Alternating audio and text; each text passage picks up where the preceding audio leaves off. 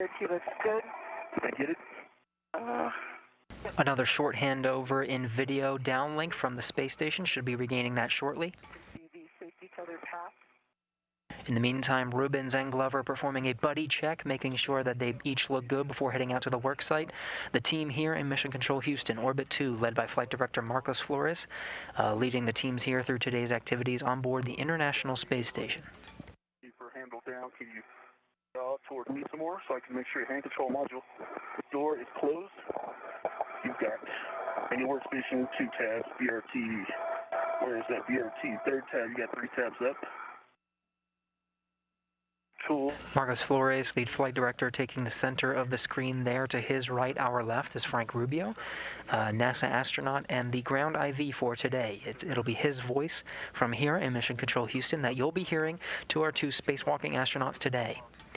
Behind Flores is Art Thomason, spacewalk officer, working with his teams in the back room, knowing the procedures forwards and backwards, and he'll be walking the teams through the intricate details of the procedures today, installing the modification kit, the brackets to the mass canisters of the far port 6 truss. Rubins and Glover still performing those buddy checks before heading out to the work site. Okay, we copy both. Good buddy checks for both, and dry HAPS. Kate, also want to let you know, HECA is coming through, and these HD views are pretty fantastic. That's awesome. Congrats to the HECA team. It's been a long road. You guys are really impressive. All right, guys, as we prepare for our first translation, I need to read you this caution. Keep translation rates below 0.7 feet per second with the strut bag on your BRT, and avoid inadvertent contact with deployed TUS cables.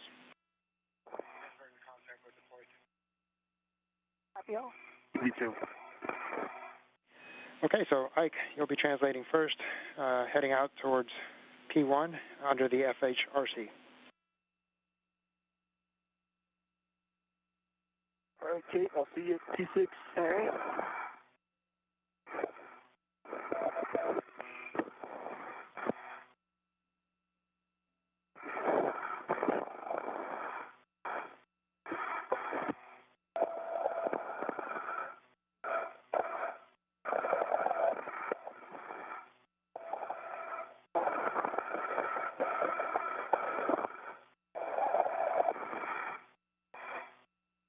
This is Mission Control Houston. Again, you are looking at a live view from the Mission Control Center, International Space Station Flight Control Room.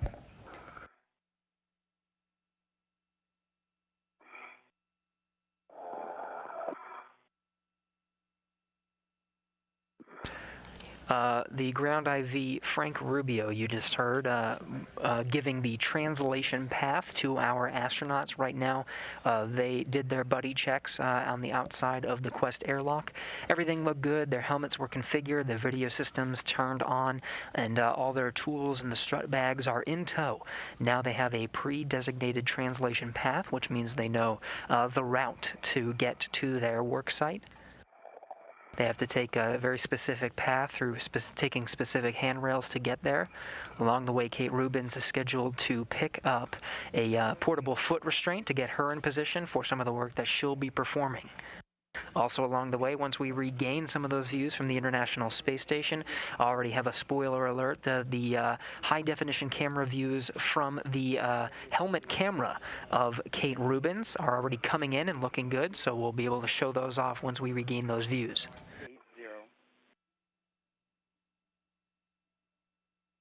180, thanks, Frank.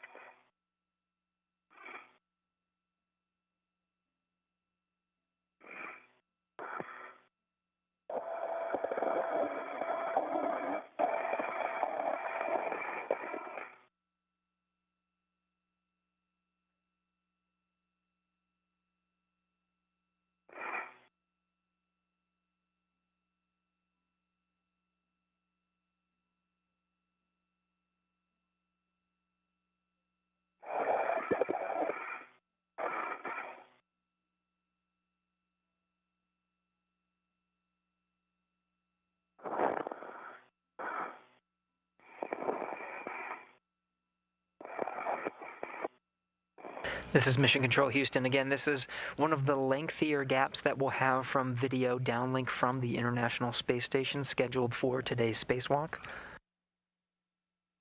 Still getting good audio from our spacewalking astronauts who are making their way out to the work site.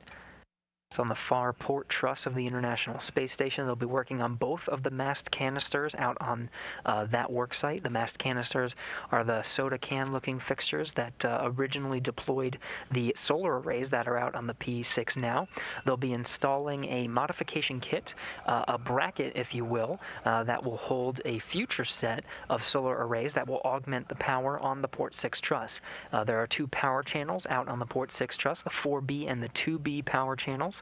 The solar arrays will augment both of those channels. Sounds good. Again, Rubins and Glover, both in tow with the strut bags, making their way out to the worksite.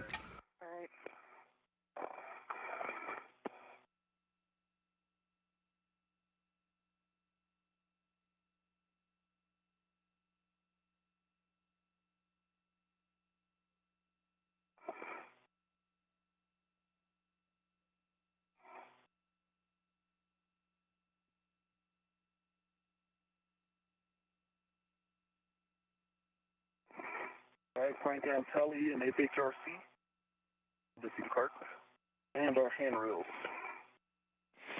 Okay, Ike, you will be looking for handrail 3651 for your anchor hook. 3651.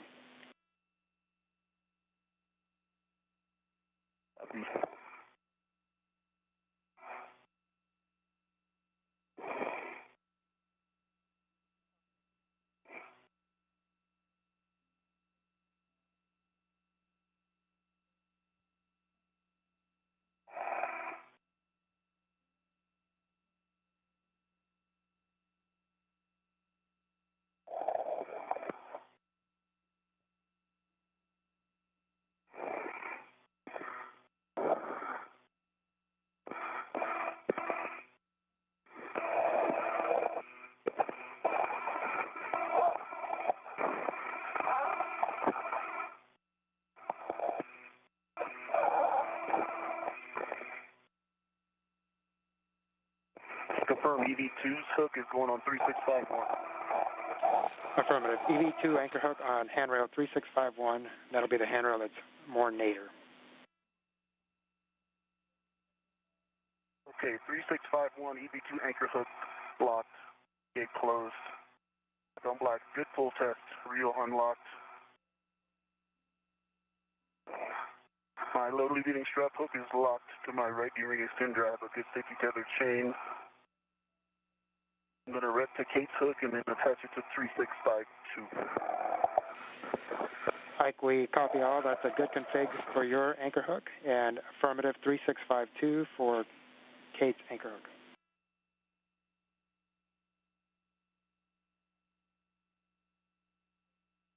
Again, Rubins and Glover making their way out to the work site. Along the way, they are tethered as they make their way out to the work site, making sure they're connected to the International Space Station at all times. Glover just confirming that he has one of his safety tethers along his pre-identified route in tow, connected, and it looks good. So he's got that all set up, and he's going to continue over to the work site. Again, P6 truss, one of the tasks. Full test. My rep is removed. And I show you have a good safety tether to handrail 3652. I copy. And we'll go to release the waste tether. And waiting for your concurrence, Frank. Ike, we copy, and that is a good config for Kate's anchor hook. Kate, you can release your waste tether from the airlock waste tether and close the hatch thermal cover. Work.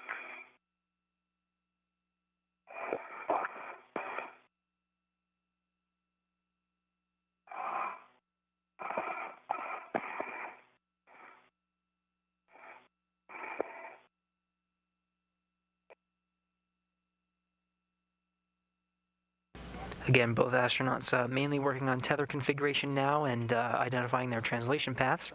From a handover. Ike, you will be translating out towards P6, and Kate, you will be translating towards P5. Quick warning, both P4 BGAs are rotating, so avoid contact with the rotating structure, Ike.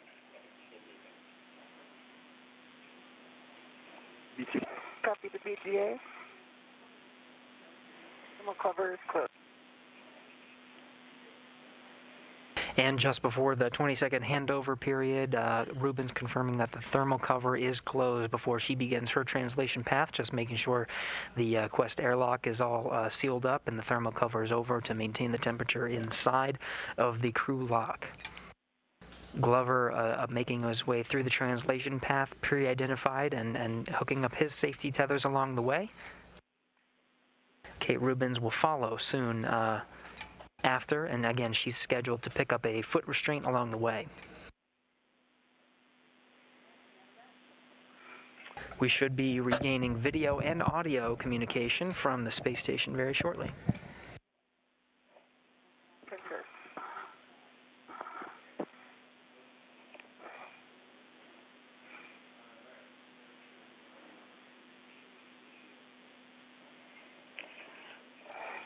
And with that, we're getting views of from station once again. This is Kate Rubins, who just configured the station's airlock and is now heading over to her work site. Right here, you're looking at the view from the HECA camera, the high-definition view on the helmet camera of Kate Rubins, the first high-definition wide-angle view from the spacesuit, live streamed from TV for the first time. Copy that. I am at the Sarge. My gauntlets are in place. Continuing outboard. Copy, Ike.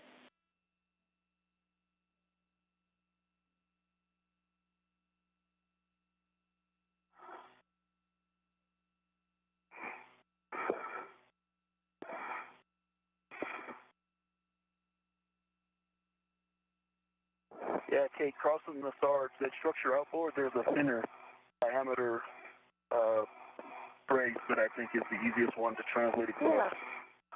Sounds good. It's obviously the smallest one. All right, I'm up on phase one. Copy. Going slow. And Ike, as you prepare to go outboard of the Sarge, verify your gauntlets are in place. My gauntlets were in place. Copy. And you will continue on the nadir path on phase one. Ike, you're looking for handrail 5309. 5309. That's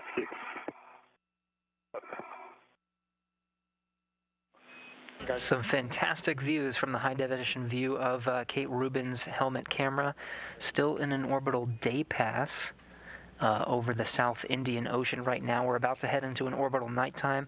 Both of the astronauts making their way out to the work site with the strut bags in tow. You can see they're quite large, held by the body restraint tether.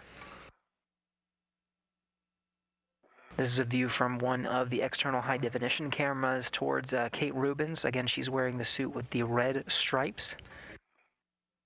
Glover is a bit ahead of her, got a head start on his way to the work site.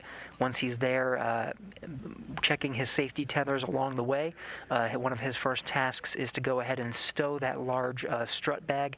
Each of them has a strut bag in tow for the two mast canisters that they'll be working on, the 2B and the 4B on the nadir and zenith-facing side, Earth-facing and space-facing.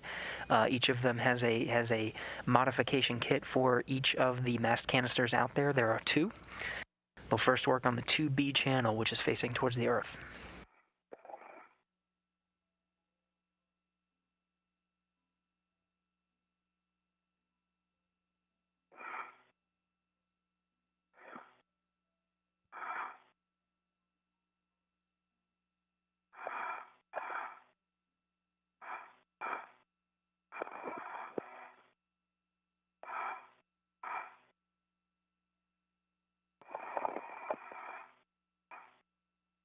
All right, Ike, I'm forward of the lab.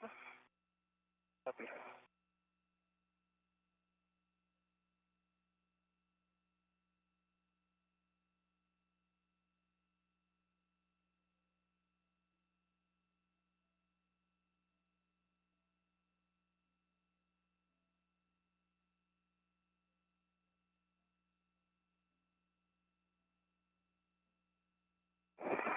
All right, Frank, I'm at my green hook location, 5309.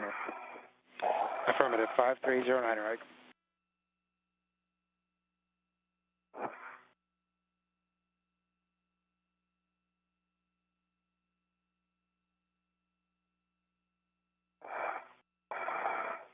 All right, have a seat the cart. Separate. And I see your feet.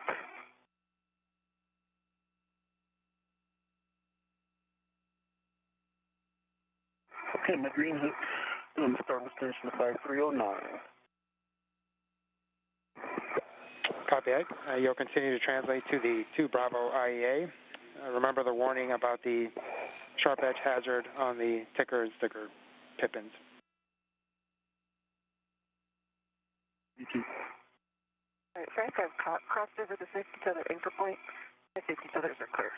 What you're seeing now is the helmet camera views, both standard definition and high definition, from the helmet camera of Kate Rubins. You can see the high definition views on the right and the standard definition on the left. We'll get some great coverage of the high-definition views, the wireless interface connecting along the translation path to the worksite. Once we get out to the worksite, it might be a little spotty, so we might have to rely on the standard definition views, but you can see quite a stark difference between the high definition and standard definition. Rubins made her way to the portable foot restraint.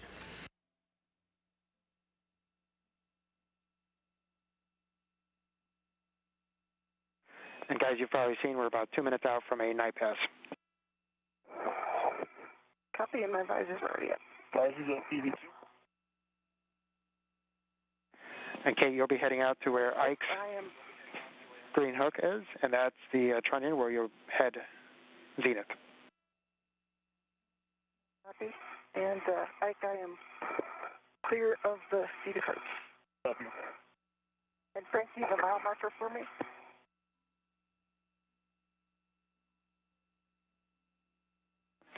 Yeah, Kate, there's no mile markers out there.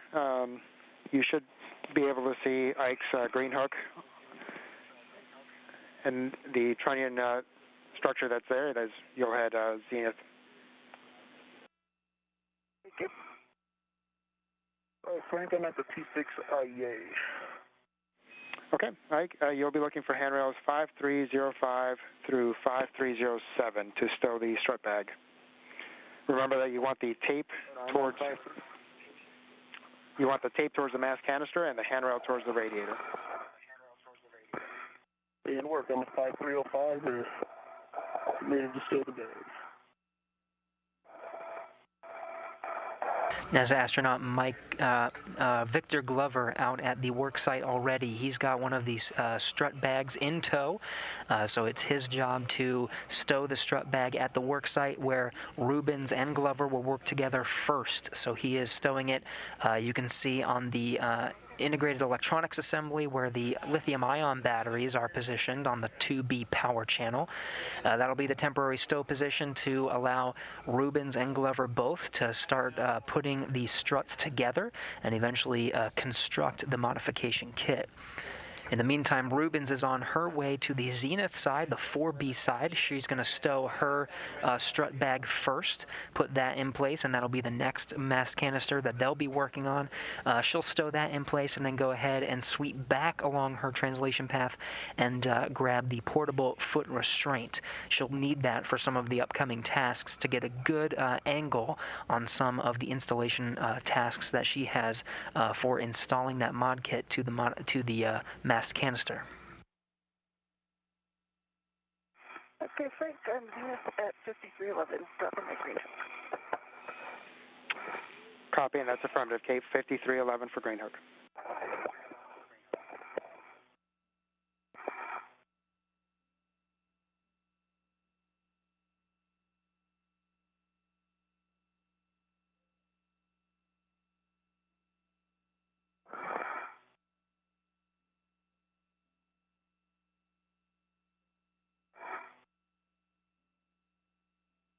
You can see the views from the high-definition camera view of Kate Rubins start to get a little bit dimmer. You see off on the horizon there an orbital sunset. The International Space Station is currently 270 statute miles just south of Australia on a northeastern course across the Pacific Ocean. We copy, Kate, and you'll continue outboard towards P6. You and the FRGF, tether needs to go under right. Affirmative.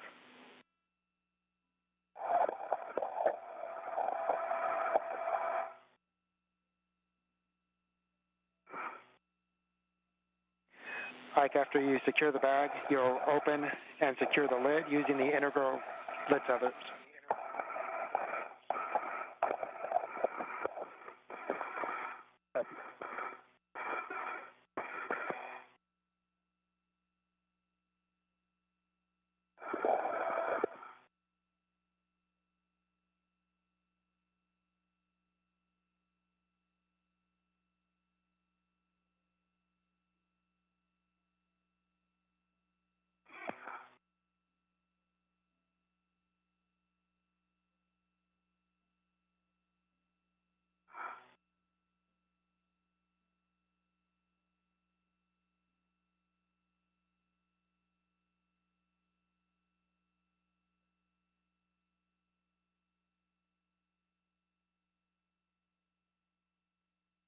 This is the helmet camera view from Victor Glover, who is securing the strut bag, the large bag containing the modification kit inside of it, just making sure it's in a good configuration, nice, stowed tight, and ready to open up and start working with some of the struts.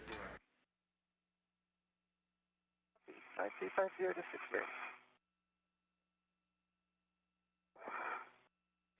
And Kate, you'll also have the tape towards the mass canister and the handrail towards the radiator.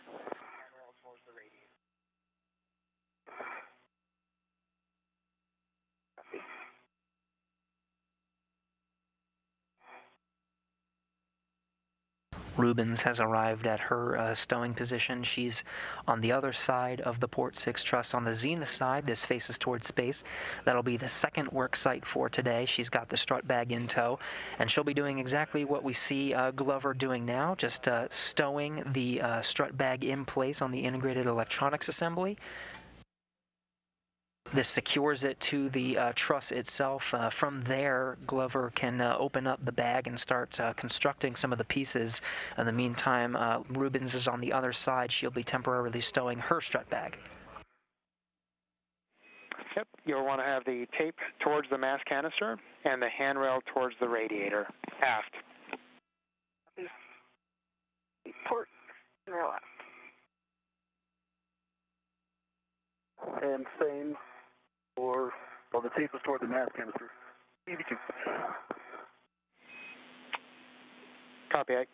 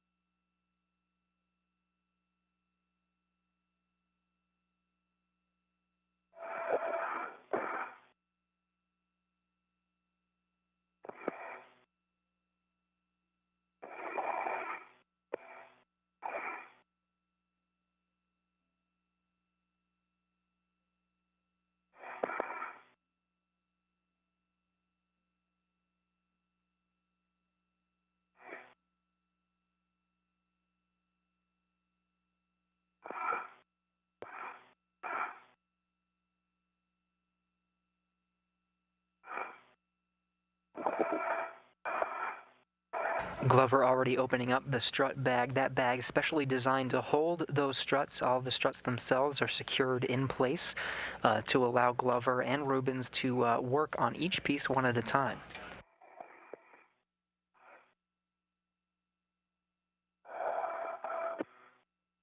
After Rubins stows her bag on the other side of the port 6 truss, she's going to go ahead and grab one of the foot restraints. At 5350, removing my BRT ret. Okay, we copy, Kate, and you'll be heading back towards the port cedar cart to pick up the WIFX and APFR. Stowing to do. Oh, okay, got it. Stowing to do. Copy. Rubin's still wrapping up her stowing procedures, making sure that strut bag is nice and secure in place. Glove, hat, and gauntlet check before you start the assembly. Copy. Doing the work.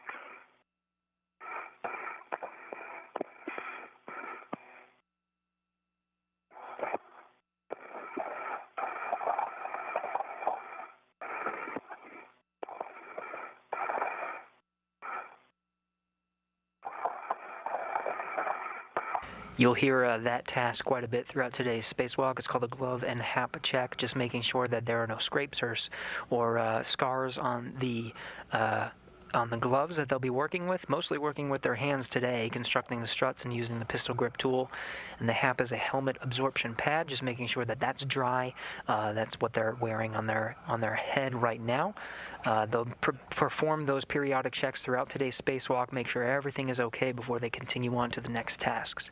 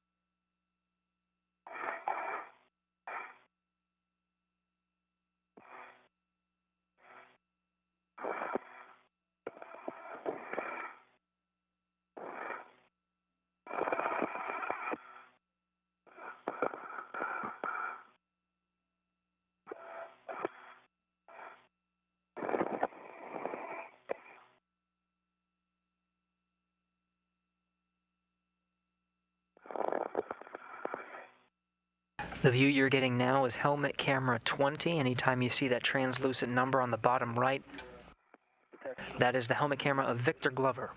On the batteries.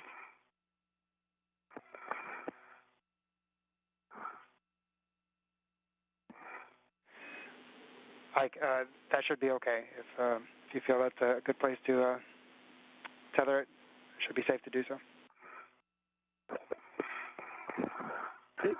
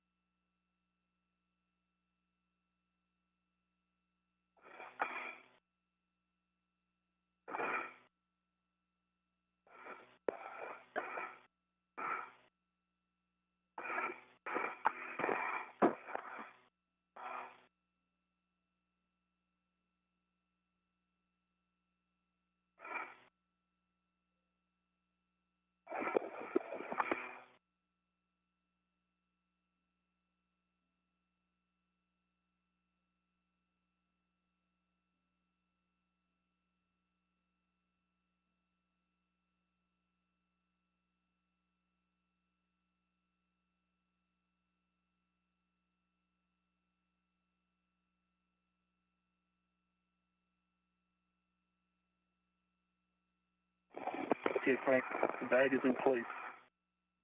My hat is dry.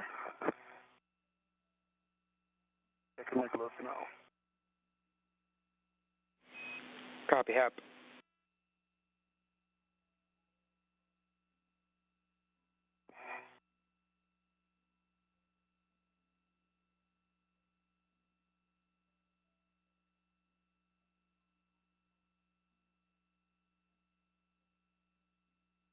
My gloves are still like new, no changes. Copy, gloves.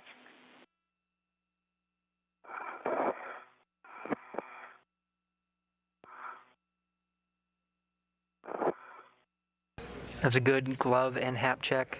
Gauntlets look okay. Have it again? Gauntlets down still. Gauntlets are in place.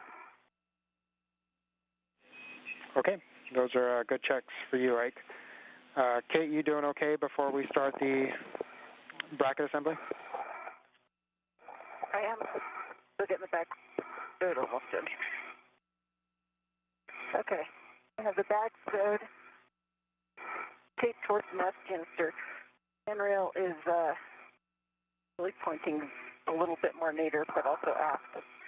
And I'm ready to join at Ike. Okay. Copy, Kate. So we will go pick up the APFR and WIFX.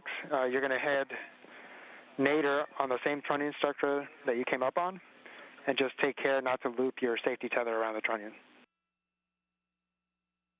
Copy. Ike, you ready for assembly?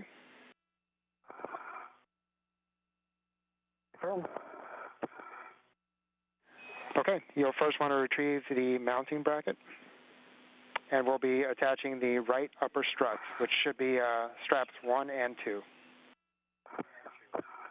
Hey, some feedback for you while I'm thinking about it. Our plan to minimize red swaps wants to take the mounting bracket away from me. So since the red is stretched out and it's, pulling to the left, it wants to take the mounting bracket to the outboard edge of the IEA, which not a huge deal, but I think I'd almost rather do the red swap so I can have it stable while I'm doing the work. I'm going to lock that red out for now. Shouldn't be a problem. Okay, we copy, Ike, and it sounds like a good plan to lock it out. Locked out. All right, Frank, have the mounting bracket. Okay, next you'll retrieve the right upper strut, straps 1 and 2. Strap 1's open. Is open. Having the right upper strut. What you're seeing now is the helmet camera view from Victor Glover. He's inside the strut bag now, and while Kate Rubins is going to grab a portable foot restraint so she gets a good angle on some of the work that both Glover and Rubins have ahead of them, Glover's going to go ahead and get a head start. He's already starting to construct the one part. It's called the triangle. It's on the very top portion of the configuration of the modification kit. So he's going to get a head start and start putting that together while Kate Rubins goes and retrieves the portable foot restraint. And it's upper right to the bracket for strut. That's affirmative, Ike, and I have PGT settings for you when you're ready. You'll be using your short PGT. Yep, not there yet though.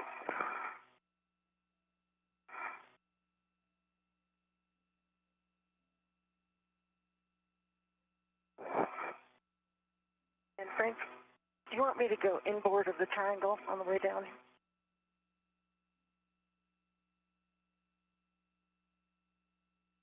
I saw that in the procedure, but...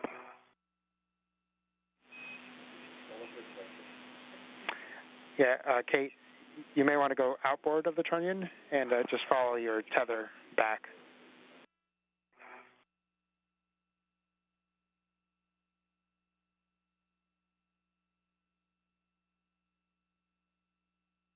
And Kate, inboard or outboard doesn't really matter, whatever works easier for you, as long as your safety tether does not loop around the trunnion.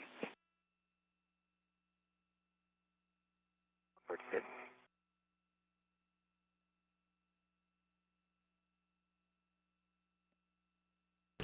The translation path for the astronauts is critical, making sure that they're following their safety tethers along the way and avoiding any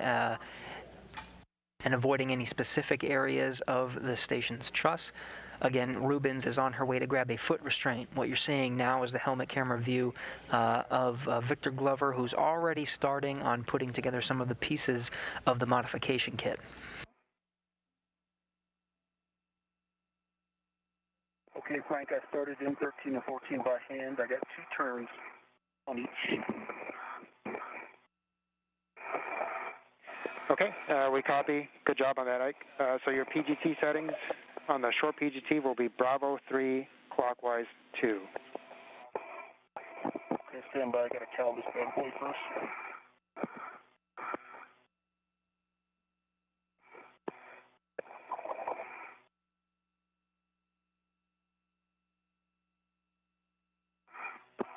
Okay, cal is passed. Good test. And Bravo 3, clockwise 2, is that what you said? Affirmative. Those are good settings. Bravo 3, clockwise 2. And you'll be looking for 2 additional turns for a total of 4 turns initially. 4 turns total, 2 additional. Touch D.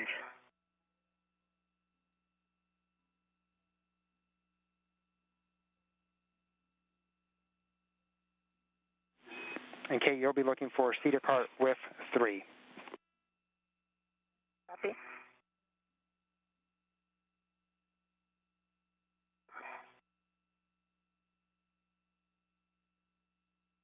Okay, there are 4 total turns, 2 additional on 13.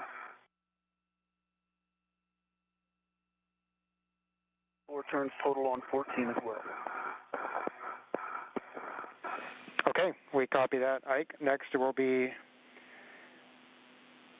adding the left upper strut to the center pad. So you'll retrieve the left upper strut from straps 3 and 4. And work. Glover making good progress on constructing the first parts of the modification kit. He's constructing a triangle that will make up the top portion of the bracket. All the components and struts in the bag are specially tied down. The bag itself specially designed to carry all of the different struts. Frank Rubio here on the ground, the ground IV. He's the voice you're hearing from here in Mission Control.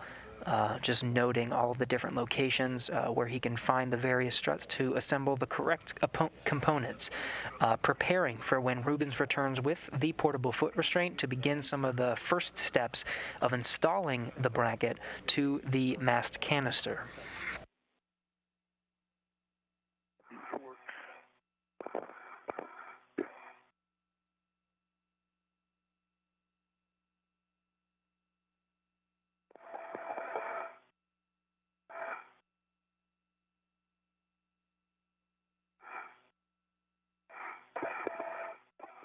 All right, Frank, I'm at the cedar cart. I see the APS. Copy, Kate. We see you at the cedar cart. Kate, real quick, we lost your HECA. If you're able to cycle the button for us, that would be great. Okay, I pushed it once. Okay, thank you, Kate. And are you ready for your APFR settings? I'll set it when I'm out there. Okay, copy.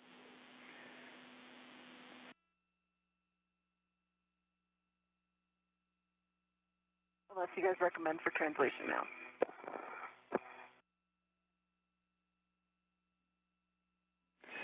Yeah, Kate, it's your preference whether you want to set it here or set it out at the IEA.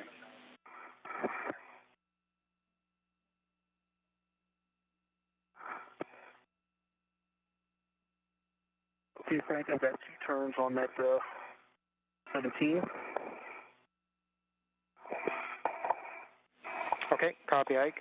Again, you'll be using your short PGT. Your settings now are Bravo 1, clockwise 2.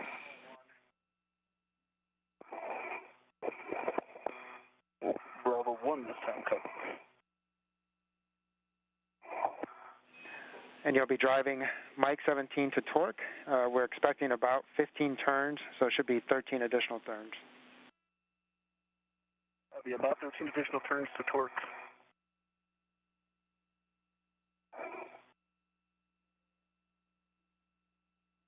I'm going to try and brace the tool against the structure so that way I can react to my CGT, but the bracket will still move. So I'm going to use the tool to stabilize my CGT, and that way hopefully nothing moves. Okay, we copy, and we're good with that plan. Right. Glover making good progress on constructing what's called the upper triangle. This is the top portion that makes up the bracket, the modification kit that will hold a future set of solar arrays. He got the bolts hand started and is now just finishing up the job with his pistol grip tool, the space power drill. 11.9. Got a black line that's flush. If you can see it in my WBS, I can see the bolt head with the black line flush and the tip of the bolt out the back side. The center pin. See that? Okay, we copy, Ike. We're checking. Can you see it? We can see it. Yep, we're just checking and making sure that the turns were okay. Copy. So I understand you had a total of 7 turns? Correct. 7.5.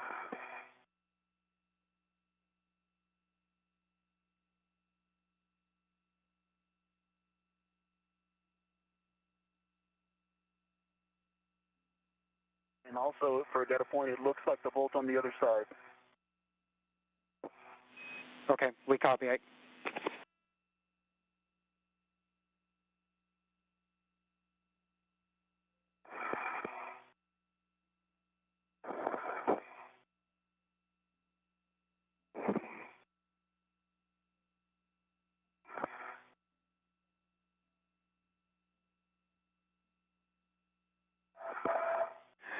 Okay, Ike, we're going to continue checking on this bolt, but we're going to go ahead and move on. So you can release the ret from the right strut. I'll do that after I'm done with the bolts, if you're okay with that. Okay, that sounds good. So we will next assemble the left upper strut to the mounting bracket. It is assembled 2 turns by hand. Okay, great. Good job. So you'll want to drive Mike 15 for a total of 4 turns. This will be 2 additional turns, and your settings are Bravo 3, clockwise 2 on your short PGT. Did you see Bravo 3, clockwise 2? 2 additional turns on, was it just one of them? Yep, so you'll drive Mike 15 for 4 turns.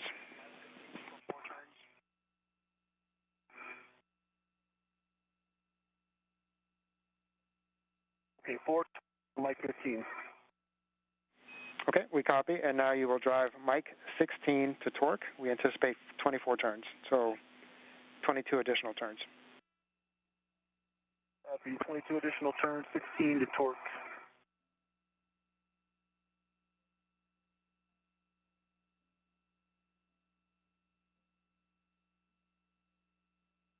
Again, Glover continuing to assemble that upper triangle, the bracket that will consist the top portion of the modification kit for future solar arrays. In the meantime, we're getting those high-definition views from the helmet camera of Kate Rubins. Looks like she got the portable foot restraint out of its stowed position. She's going to tether it to herself and carry it over to the work site. The first position for the portable foot restraint will be the center of the mast canister, allowing her to install that upper triangle that Glover is currently assembling.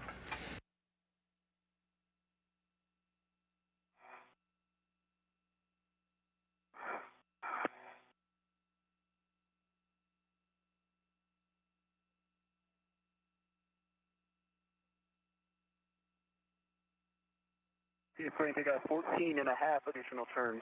Green light 18.2 on the torque. And the black line is flush.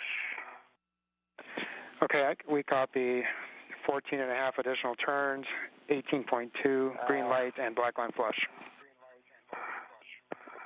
Frank, I'm going to have to, okay, so I forgot to put the tab underneath the part that goes from the left upper strut to the mounting bracket. I did put the tab underneath. Yeah, right there. Okay, Ike. Yeah, so we'll have to back those 2 bolts out to do that. So I'll have settings for you here shortly. Okay, stand by. And so, Ike, the settings for that will be Bravo 3, counterclockwise 2. Copy, Bravo 3. Counterclockwise 2.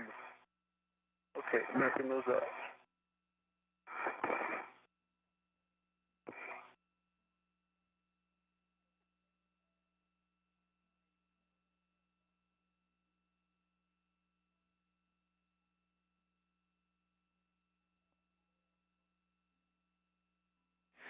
And Kate, it looks like the APFR is on the WIFX. And have you started your translation yet? Negative. Okay, great job on that.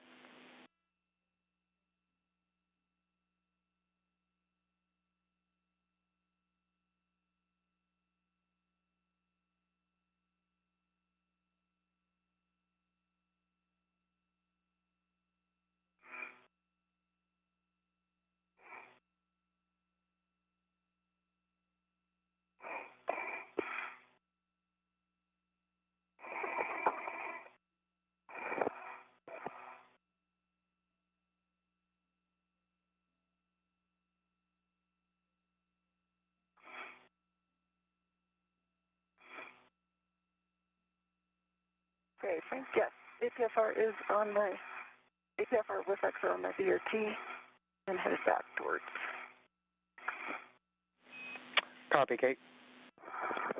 And you'll be heading back towards the 2 Bravo IEA. Copy. Okay, Frank, 15 and 16 are corrected. Now the bracket tab is in. Both bolts have 2 turns by hand on them. Copy, Ike.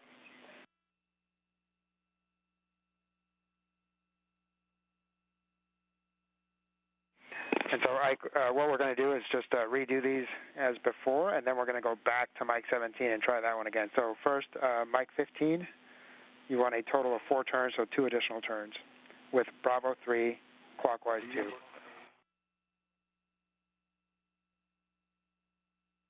Bravo 3, clockwise 2, in work.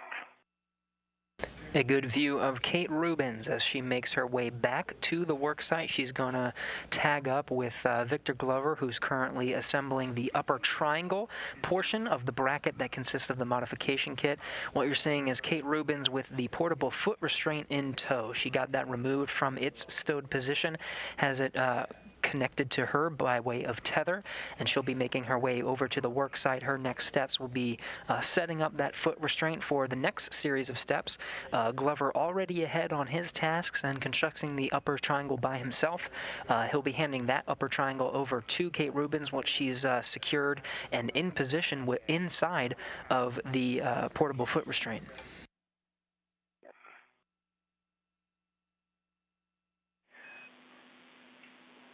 Okay, can you verify your gauntlets are in place, please? Affirm. They're in place. Thank you.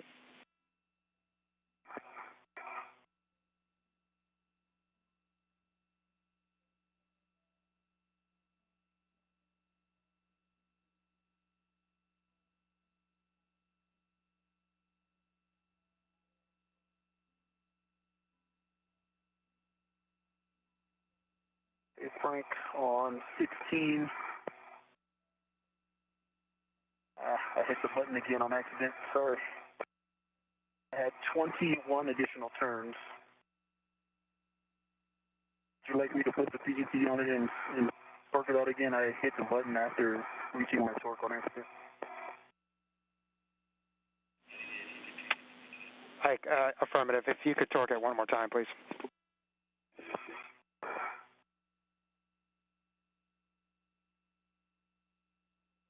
Green light, 18.5, actual torque. Copy, 18.5, green light, 21 additional turns, and confirm black line is flush. Black line flush.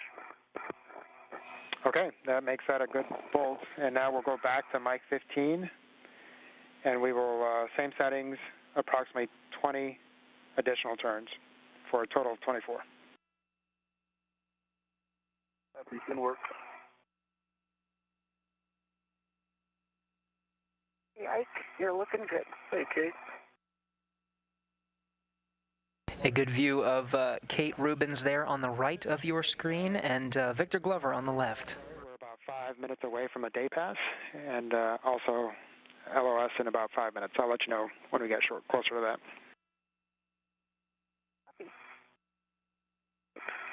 So with the day pass, we'll start seeing the views from the outside of the International Space Station get a little bit brighter.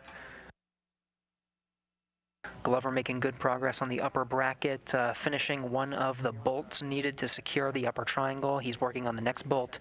Just a corner there. Now you're getting views from the high-definition camera of Kate Rubins' helmet camera assembly. As she makes her way to the work site, she's going to be installing that portable foot restraint that she has in tow. And it was 19 additional turns. I copy 18.6, 19 additional turns, green light. Confirm black line flush. Black line flush.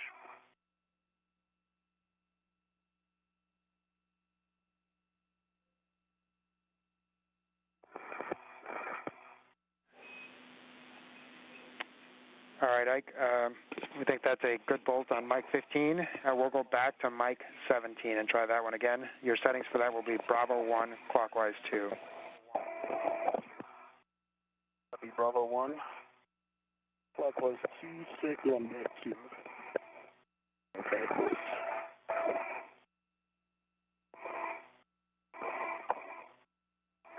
All right, Frank, I see with 38. Roger, Kate, and you'll install the WIFX on 38. I'll have those settings when you're ready.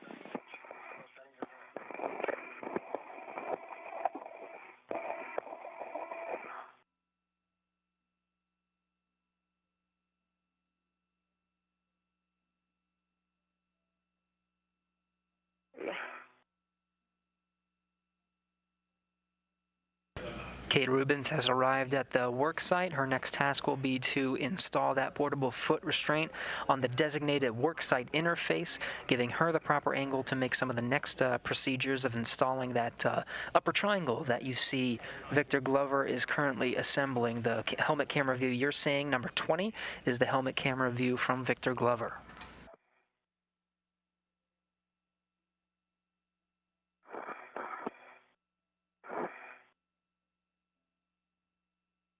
Again, the black line is flush and it's symmetric. It looks the same. There's 3 threads through the bottom into the center canister pad clevis portion showing out the other side. It's identical to the upper right strut. Copy, Ike. And Frank, I'll take clocking for the WIFX number. Okay, Kate, your clocking will be 6.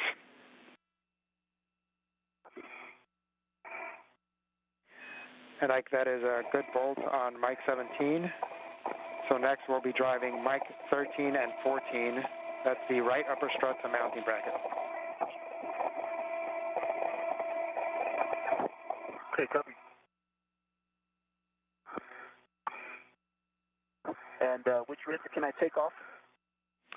You can release the ret from the left strut and also from the right strut. It didn't work. Frank, I'll take your pitch and extension on the WIFX. All right, Kate. WIFX settings will be 6, golf, 5. So pitch of 5, extension of, correction, pitch of golf, extension of 5. Yeah, pitch, golf, extension 5.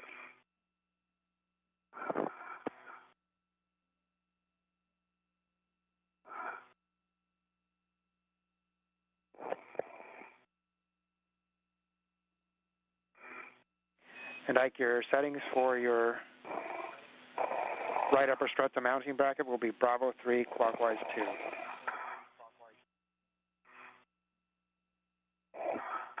Bravo 3, clockwise 2. Yep. And Okay. What's the expected turns? And the expected will be 20 on both. We'll be driving both to torque. And first, I'm going to have to pitch it up. I do not have a good pull and twist test yet. I have my BRT wet. Copy, Kate.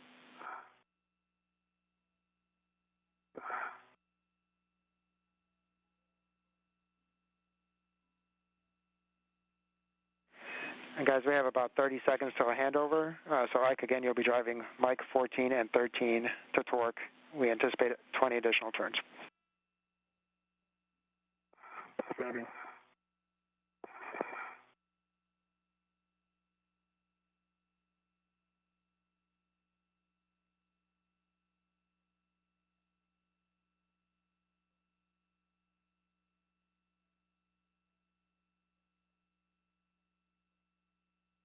Before we lose this video communication from the International Space Station, we're entering into an orbital daytime. The views from the helmet cameras of both of the astronauts continuing to get brighter before we lose those views temporarily. We're expected to regain them very shortly. In the meantime, both of the astronauts are making great progress on some of their first steps to construct the modification kit needed to hold a future set of solar arrays and mount them to the current mast canisters of the solar arrays on the far side of the International Space Station, the Port 6 truss. Victor Glover is finalizing the assembly of what's called the upper triangle that makes up the top portion of the configuration of the bracket. And Kate Rubins is installing the portable foot restraint that'll get her in a good position to mount that upper triangle to the top portion of the mast canister. Mike 14.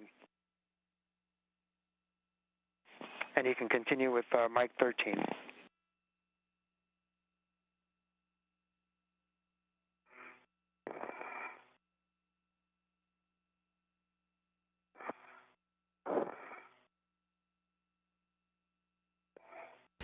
Here in the room, you're getting a live view from the International Space Station Flight Control Room. The team's here led by Flight Director Marcos Flores. The voice you're hearing from here in Mission Control is the ground IV. That's Frank Rubio, a NASA astronaut hired in to the 2017 astronaut class. The spacewalk procedures are being relayed to Frank Rubio by spacewalk officer Art Thomason. Mike 13, we're checking. He's working with his teams in the back room, going over the intricate procedures, understanding them forwards and backwards as they relay them to Frank Rubio and to back over to Kate Rubins and Victor Glover on the International Space Station. Now regaining those views and getting some views of the far port side of the International Space Station. You see Rubins on the right and Glover on the left. Detangled now. You can see the construction of the upper triangle. That darker silver portion is the mounting bracket. That is what will eventually hold the IROSA solar arrays that will be delivered later this year, at least the first two sets. Also regaining those high-definition views from the helmet camera of Kate Rubins. And Ike, on Mike 13 and 14, those torques were slightly lower than expected. Can you verify that you have a Bravo 3 setting on your PGT? Okay, yep, stand by.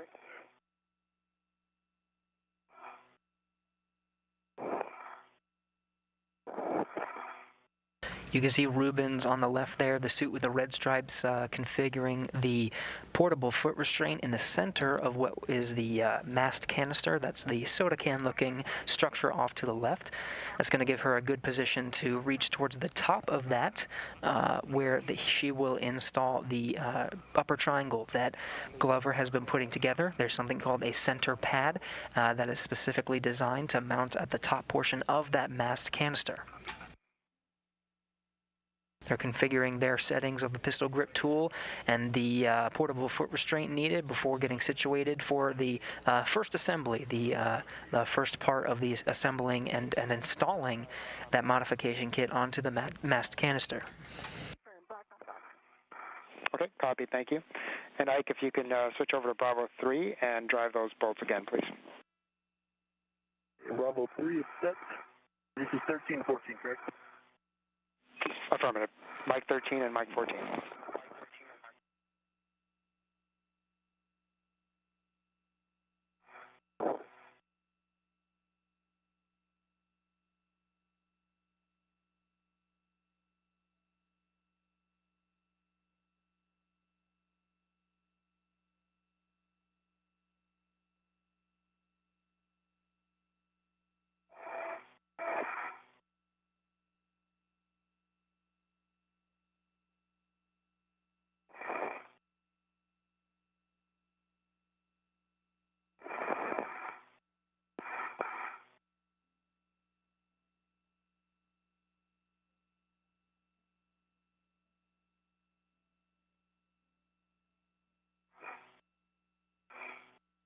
WIFX extension is 6. APFR clocking is 12. Ready for APFR pitch. Copy, Kate, and the WIFX extension should be 5. Sorry, it is 5. Okay, copy 5. And your APFR settings will be 12, Tango Tango, Foxtrot 12. Copy. Starty 12, Tango Tango Foxtrot 12.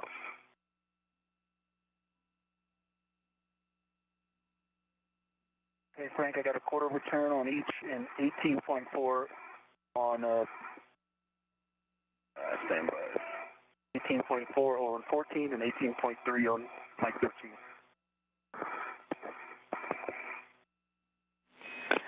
We copy, Ike, and we're checking. You see Glover putting down his helmet shield, the gold visor that protects his view from the sun as the two astronauts enter into an orbital daytime. The station is now in that orbital daytime over Canada, approaching a southeastern course over the Atlantic Ocean. Rubins is configuring the foot restraint to make sure it's in the right angle, giving her the proper position to eventually install that upper triangle that you see within this view that Glover is finalizing the installation of with driving a couple of those last bolts.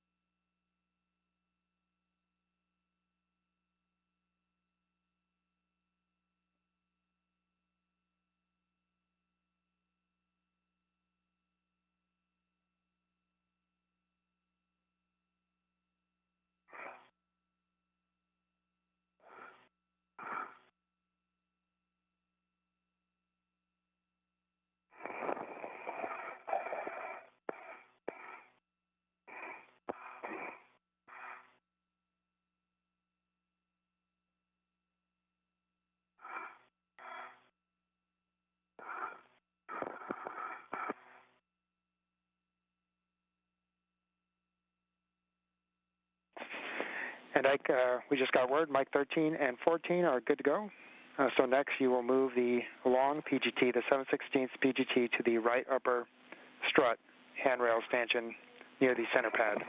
And you can use both the ret and an adjustable as needed. Good work.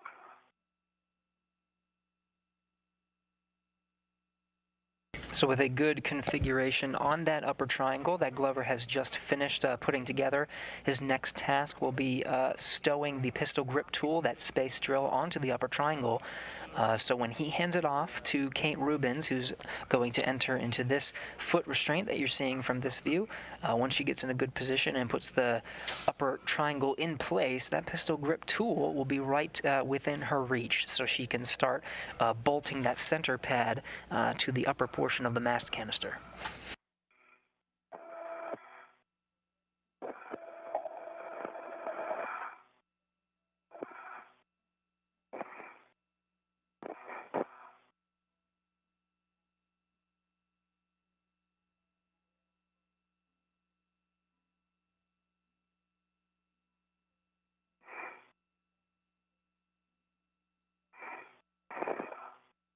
All right, Fox 12 set. Okay, copy and understand 12 Tango Tango Foxtrot 12 are set. And Kate, can you verify the pitch knob is popped out? Checking.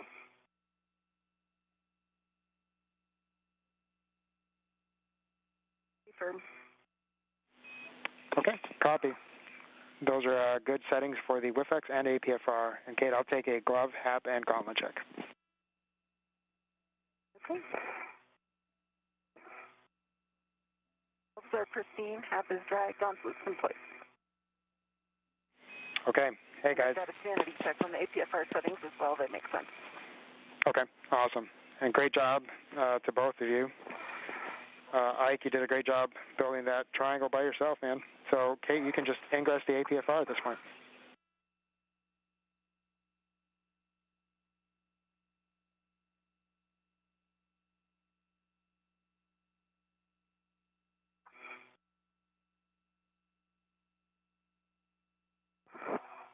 Okay, Frank, the GT is on the handrail. Near the center pad on the right for strut. Good proof. Not from the left upper strut. Move it now. Copy it.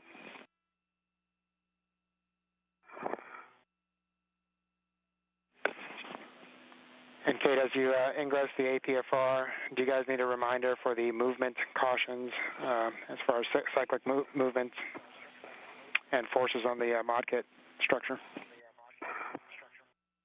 See, 40 pounds, 3 seconds weight, no cyclic movement. Good words, Kate.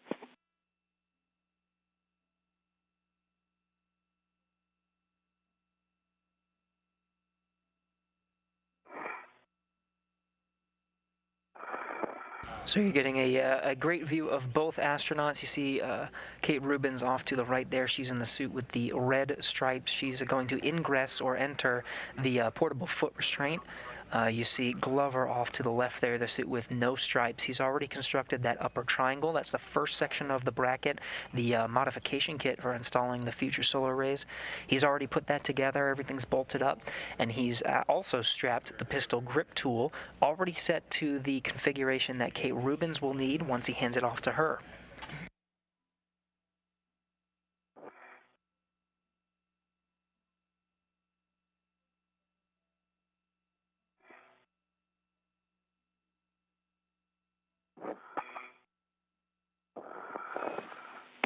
And Ike, as Kate is ingressing, if you have time to verify that the pit pins and MLI on the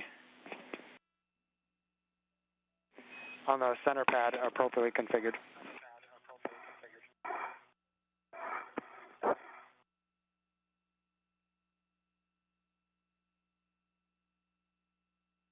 The one for the left strut is still folded up, but I can install that now.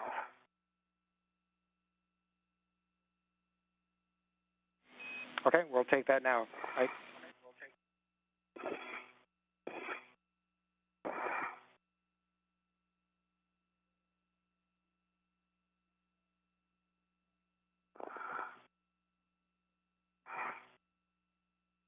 And I'll start with the pit pin into the center bracket. Frank, ingress. Copy. And copy, Kate. Good job.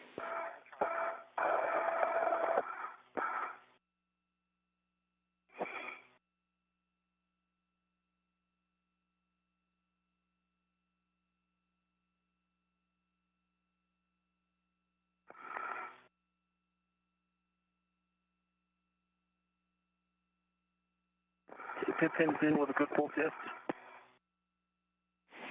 Copy, Ike. And you'll be transferring the upper triangle with PGT to Kate. Kate, as you receive the assembly, you'll attach your red to the right mounting bracket tether point. Copy. All right, Kate Rubins is in place in the portable foot restraint, and Glover has the upper triangle completely assembled. Now he'll hand it off to Kate Rubins.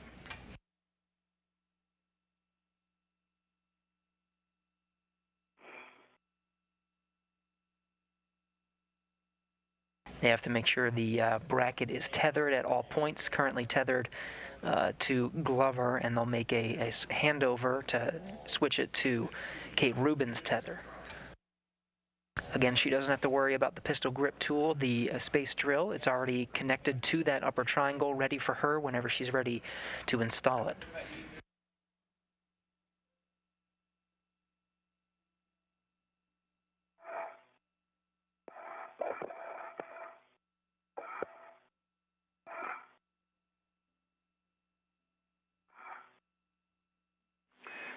And Ike, looks like you're doing a great job on the MLI. I think they're happy with that config, and you can pass the triangle up to Kate when you're ready.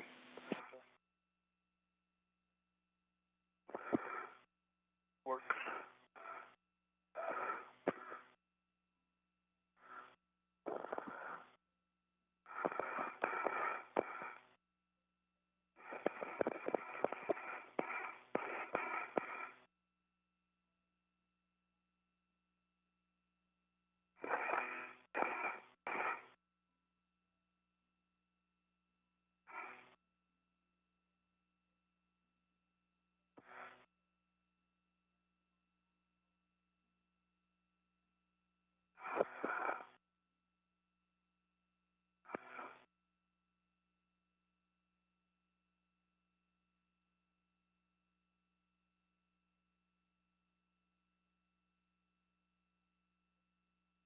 All right, Kate, you're attaching to the right.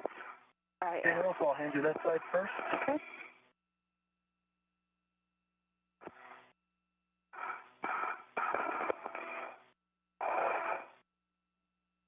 And the red on it is locked out. Okay, copy.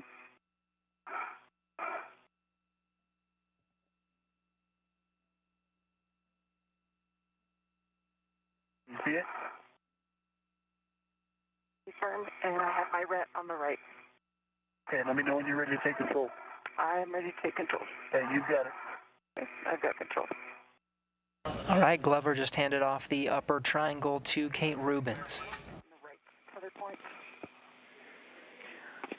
Okay. And Ike, on Kate's go, you can release the bag ret. And I have control. I have it ready to go. The bag ret, you want the ret to go back to the bag or to the mounting bracket? Yeah, we want the ret back in the bag. Sorry, Ike, you'll have to release it from the mounting bracket. That's okay. Either you can do it, Kate, or you can push it back this way and I'll get it. I don't know that it'll stretch for me. Okay. I'm sending it back towards you. I still have control.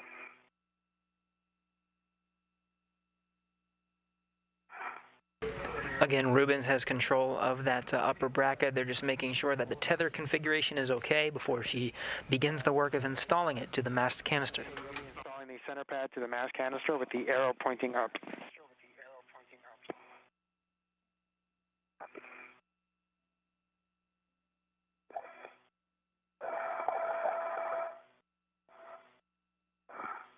Arrow is up.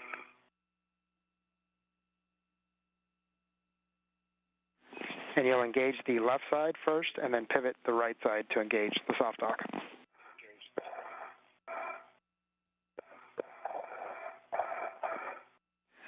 Ike, you'll be working on stowing your short PGT on handrail 5372. That's near the APFR width. And Frank, I've got it in the soft dock.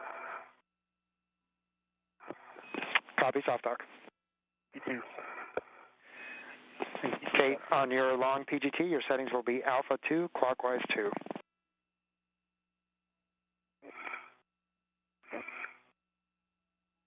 Cal. Great views from the high-definition camera view of Kate Rubins' helmet camera. Alpha 2, clockwise 2. She's confirming the pistol grip settings before she goes ahead and starts driving some of the bolts that you see on the center pad there that's currently soft docked to the mast canister. Driving those bolts will secure it in place. Through Mike 8 to torque. We anticipate 11.5 turns. Copy 11.5 torque.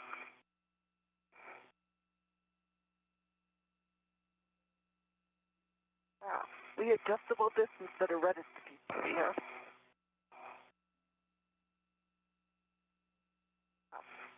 What's going on?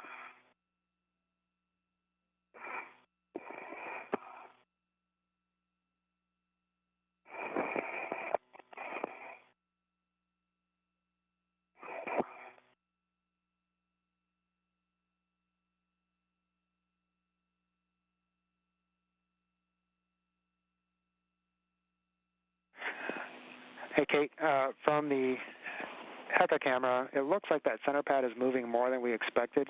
Do you mind rechecking the soft dock? Did it? Soft dock. Okay, copy. And did you say counterclockwise too, Frank? I'm sorry. Clockwise too, correct? Yep, settings will be alpha 2, clockwise 2. Wait, driving. All right, Rubins has a good soft dock position on that center pad, driving that first bolt to secure it in place. And Ike, as you put that short PGT on handrail 5372, remember you'll have to reach it from the other side, so you might want to cheat it over to the far side. Say that again? You'll be stowing that short PGT on handrail 5372. You'll need to reach that from the other side, so you might want to cheat it over as far as you can. And Frank, I've got 7 turns. I do have good torque. 0.8, good green light. That's on M5.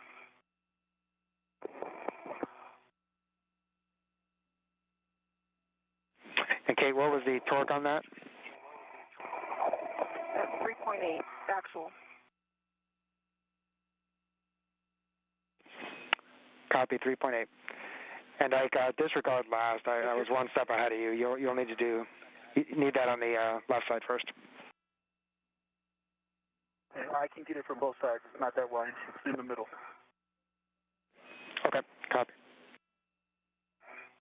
If you're good, I'll drive on M8. You have a go for M8, Kate. Inward.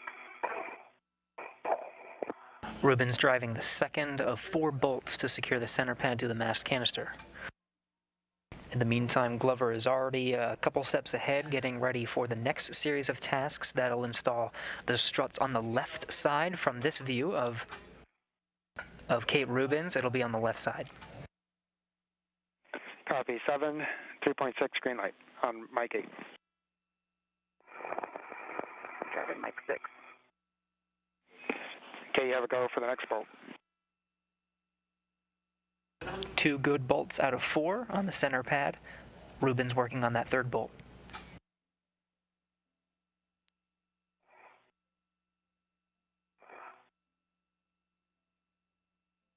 .6 torque, 7 turns, good green light. Copy, Kate. And you have a go for the final bolt. 7. 3 good bolts out of 4. Rubins securing the last bolt of the center pad.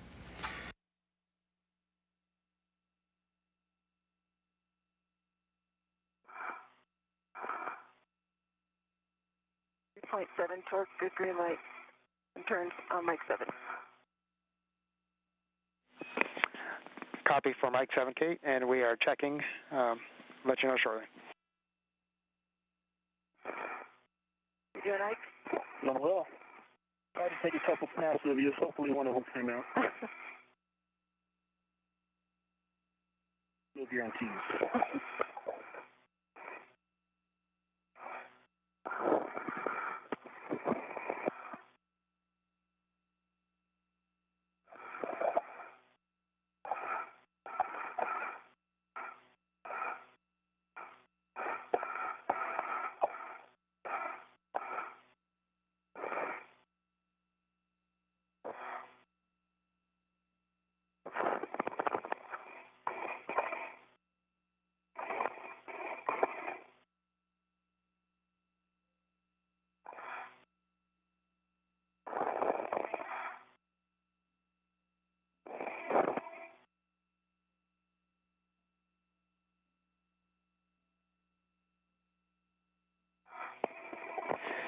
And Kate, we're still evaluating those torques.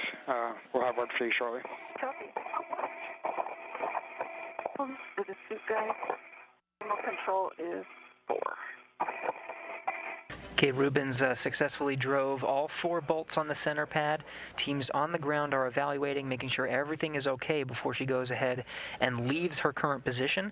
The next set of series of tasks require her to egress or get out of the portable foot restraint and reset it to get another angle so they can start working on the left side of the mast canister. So they're just making sure everything is okay before we go on to the next series of steps. In the meantime, Glover, you see off to the left from this view, is already getting some of those struts ready for the next series of tasks. You could give the center pad a good wiggle and just make sure that it's solidly. It sure is, and I don't want to put more than 40 pounds into the mast canister, but it is absolutely solid.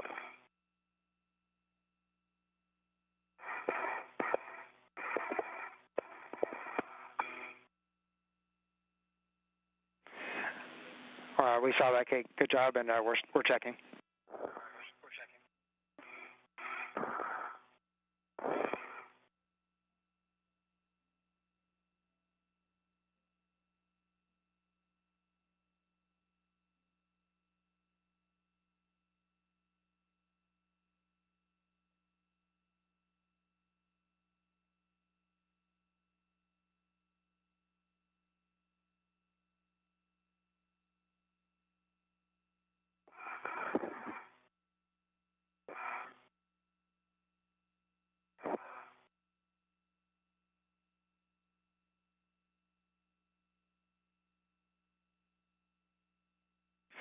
All right, Kate, that is a good install on the center pad, so you can stow your PGT and verify that the pit pins and MLI are in place.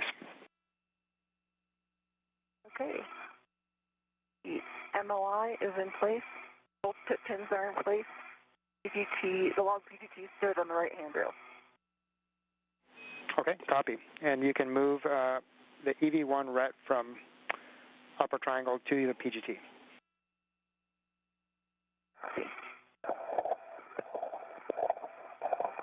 Engineers on the ground are happy with the 4 bolts driven to secure the center pad in place. She's going to wrap up her work site, Kate Rubins will, on the upper part of the mast canister, installing that center pad. She'll have to egress or get out of the foot restraint and reset it, get it in another configuration to start working on the left side of the mast canister.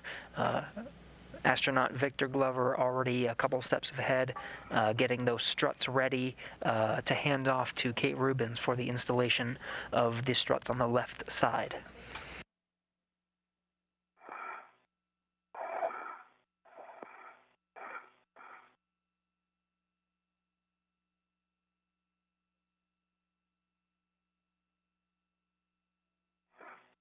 I have the PGT. Okay, Kate. And we see that the upper triangle is rotated down, and so you can retrieve the 7/16 PGT and egress the APFR. You'll be transferring the PGT to Ike.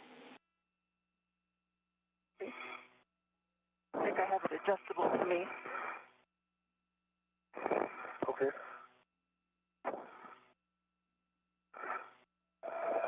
You know, and actually, I don't know if you can change the settings, and I can hand it off to you. The ret. I'm going to ret to it. Is there any can be more efficient? What specifically are you talking about? If you could change the APFR settings, I can hand you down the PGT. Okay. If that's not a good plan, let me know. Yeah, I'll head over there in a second.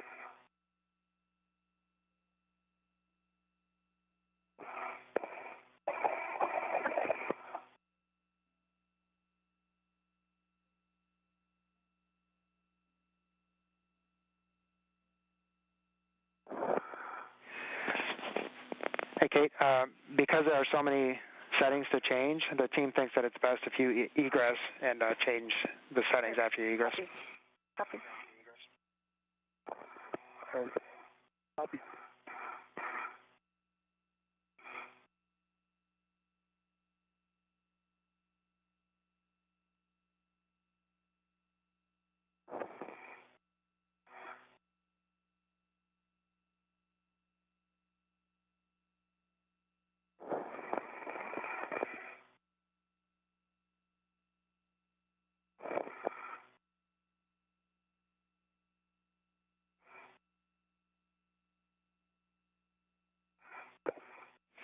And Ike, you'll receive that PGT, the long PGT, and stow on your swing arm, and you can move the ret AET to the bag as desired.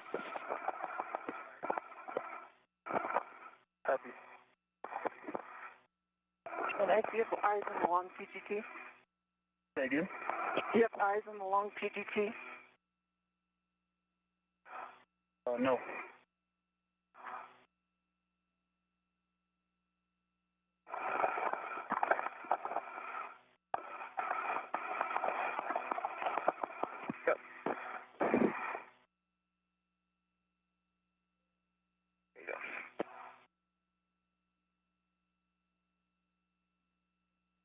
Rubins handing off that pistol grip tool to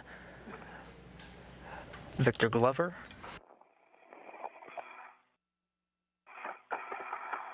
He'll hold on to it and get set up for the next series of tasks where it'll be used to install the struts on the left side of the mast canister.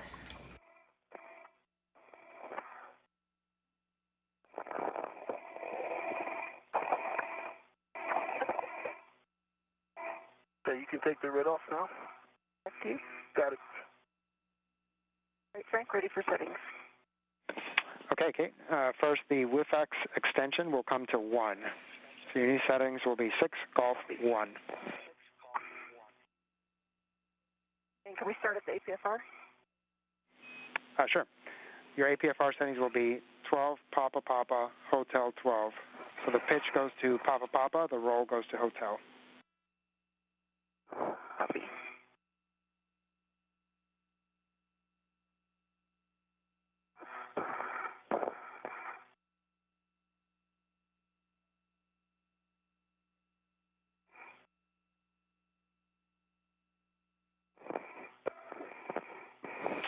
And Ike, once you have that PGC secure, you can start to retrieve the left mid strut. That'll be straps 12 and 13. Secure on my swing arm, right? For the PGT, affirmative. Okay. And you said you want the lower, which strut? Lower left? Left mid strut. Left mid strut. Left mid. Okay, copy. Left mid.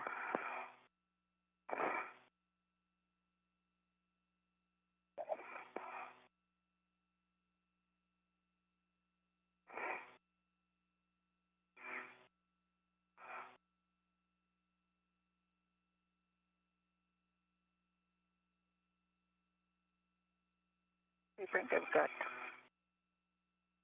Golf. Affirm.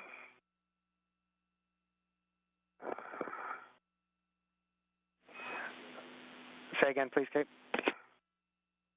I've got Golf on the APFR. Yep, that should be Hotel. Papa Papa Hotel. Sorry, Hotel.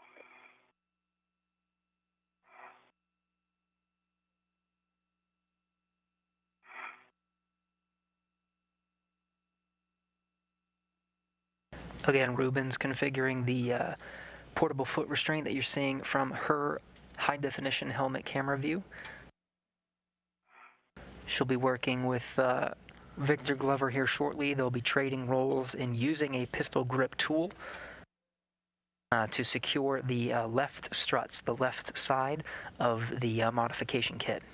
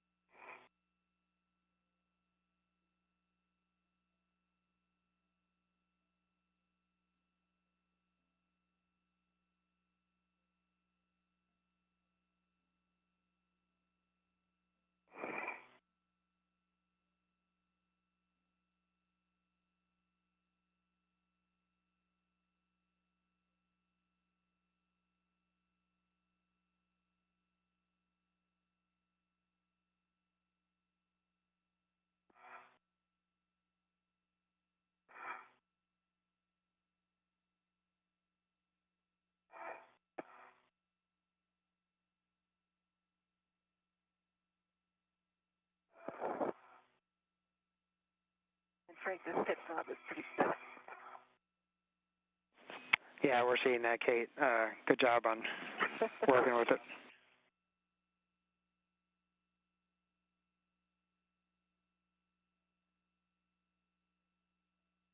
All right. Papa. And verify pitch knob is popped out. A-firm popped up. Copy. There'll be hotel on your roll. Yeah, we did that already. Going for 1 now, perfect. Okay, great. And so you'll receive the left mid strut and stow that on your BRT. She's still adjusting the WIFX.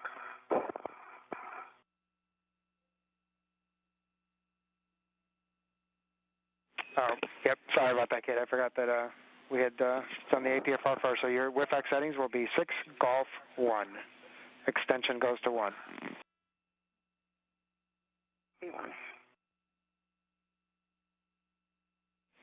And just a reminder that you'll have to hold out the knob so that it doesn't pop back in every time. Copy.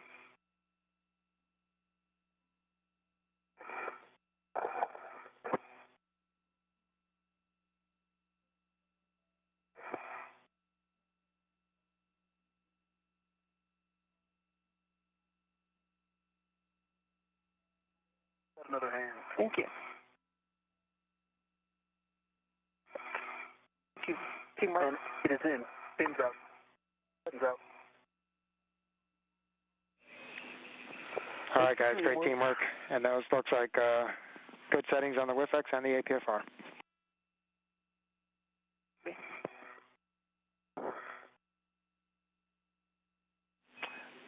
So, Kate, before you ingress, you'll want to get the left mid strut and put that on your BRT.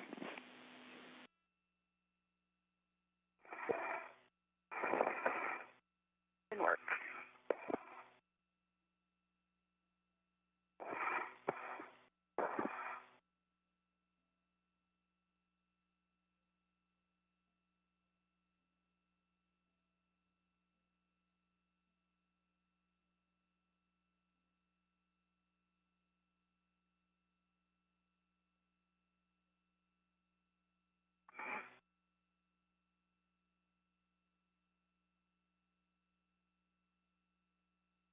Sorry, I got closer. I'm kind of stretched out. If you can pull me. Have it on my BRT rep. Okay. If you can hold it. Yep. Okay, you got it. Yours.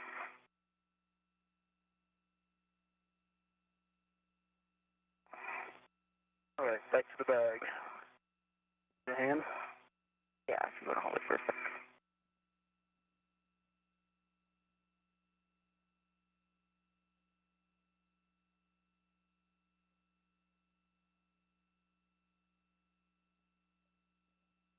All right, you got it.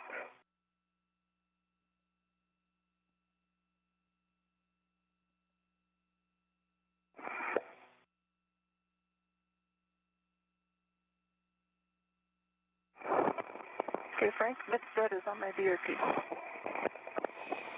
Okay, great, Kate. And now you can ingress the APFR. Ike, you'll be retrieving the left lower strut, straps 7 and 8.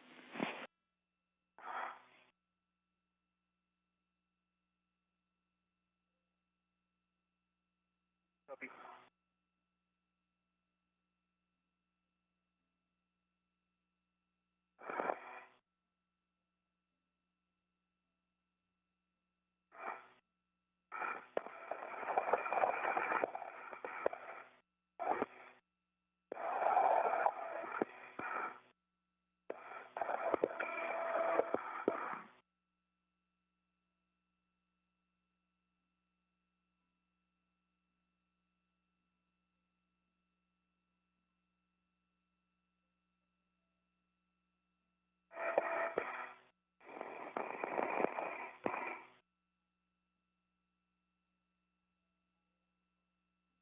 The left lower right, I show those on straps 5 and 6. correct, Ike. It should be left lower. We were showing straps 7 and 8. Okay. Well, it's the left lower strut 1. That's... And it's in 5 and 6. Okay, sounds great. Come ingress. Copy, Kate.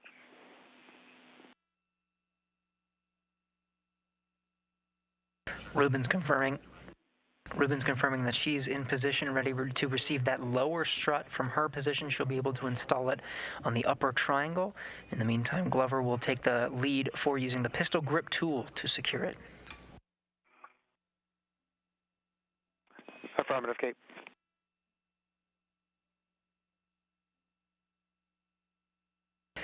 Rubins confirming her position.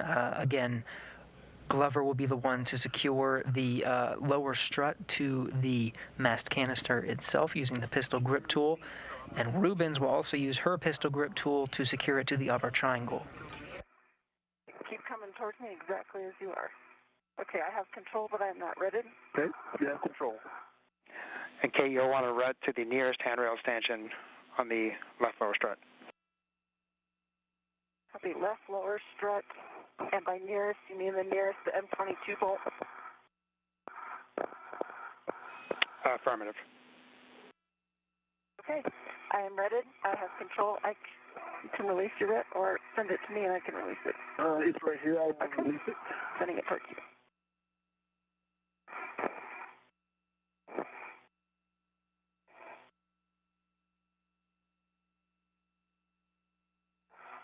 Okay, it's off.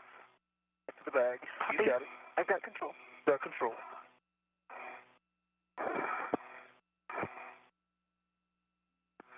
All right, guys, nice job on that. So, Ike, you'll be translating to the Saab launch bracket at the base of the mast canister, left side. On the way. And Frank, I'll be inserting your L5 here and driving M22, correct?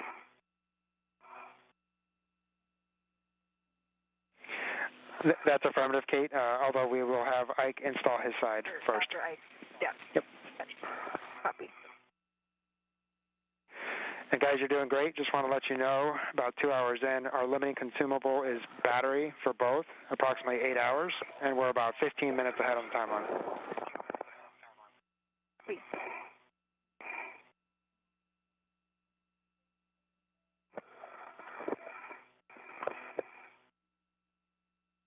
Great news, both Rubins and Glover making their way through the timeline even faster than expected. And the limiting consumable being battery, they got plenty of margin at the end of their spacewalk to get at least this modification kit fully installed and begin the work on the next modification kit, the brackets being installed on the other side of the P6 truss. Glover getting into position to install the lower strut to the mast canister. He'll have to install his side first before Rubins begins work on her side, holding on to the upper triangle. Okay, I think I'm in a good position. So give me a second to get my... No problem. I'm keeping it straight away from you. Thank you. Safety tether. And Kate, also, can you verify that the L5 grounding pit pin is released from the strut stow location?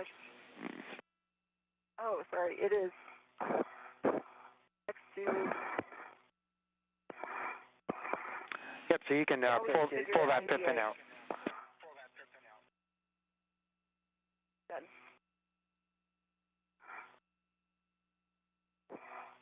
When you're ready, I'm ready for the bottom.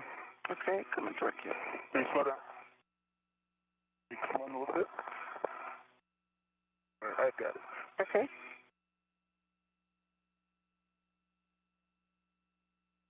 Got control. I have it ready. You keep control, please. I'm just going to guide this bolt. Can you pitch it towards the mast canister? Oh, perfect. Hold that.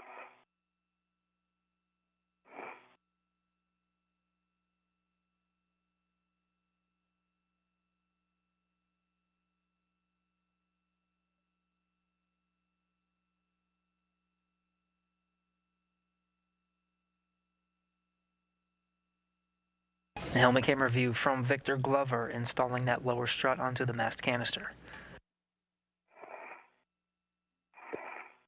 Okay, Frank, get hand started with 2 turns. Okay, great job. So you'll be using your short PGT. Settings will be alpha 1, clockwise 1.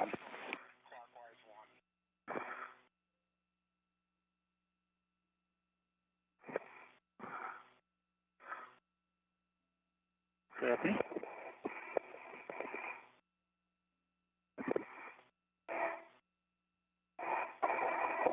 And I just, since it's got such a moment arm, I still have a hand on it, maintaining load control. Yeah, please stay that way until I'm done with this bolt. Concur. If you can.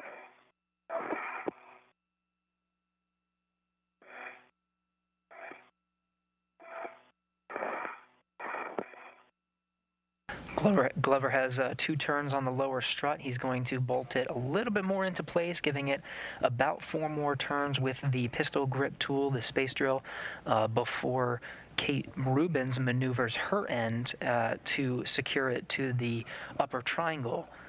She'll be able to use her pistol grip tool, secure hers in place, and then both of them will take turns securing that strut into place.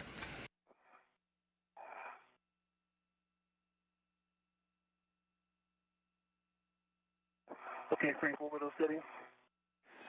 Alpha 1, clockwise 1. And you'll be driving Mike 21, 4 turns only. We have a handover in about 1 minute.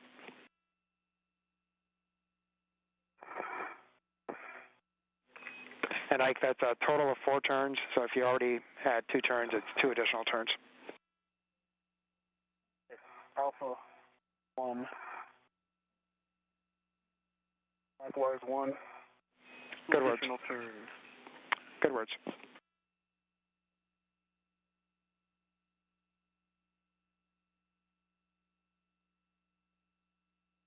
One.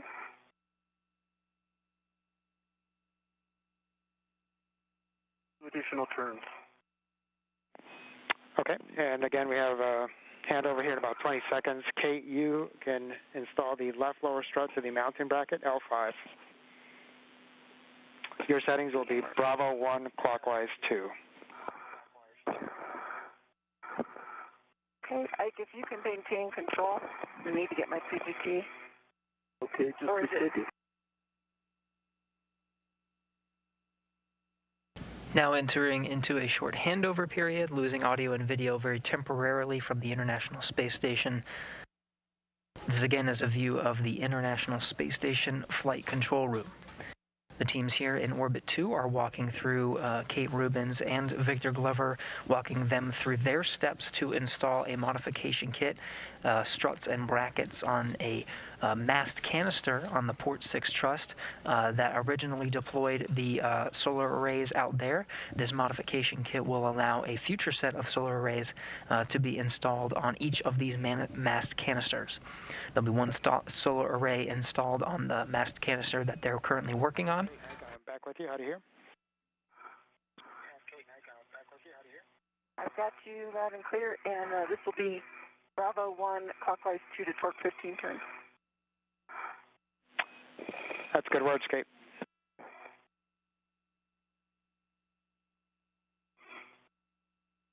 Rubins confirming her pistol grip tool settings before she drives the bolts necessary to connect the lower strut to the mounting bracket, part of that upper triangle that she installed very recently, to the upper portion of the mast canister. This should be the last maneuver she needs to perform with the pistol grip tool to secure it to that upper portion of the bracket.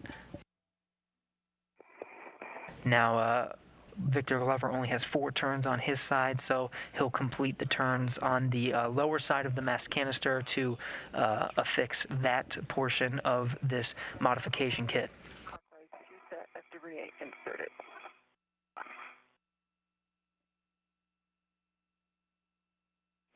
Copy, Kate.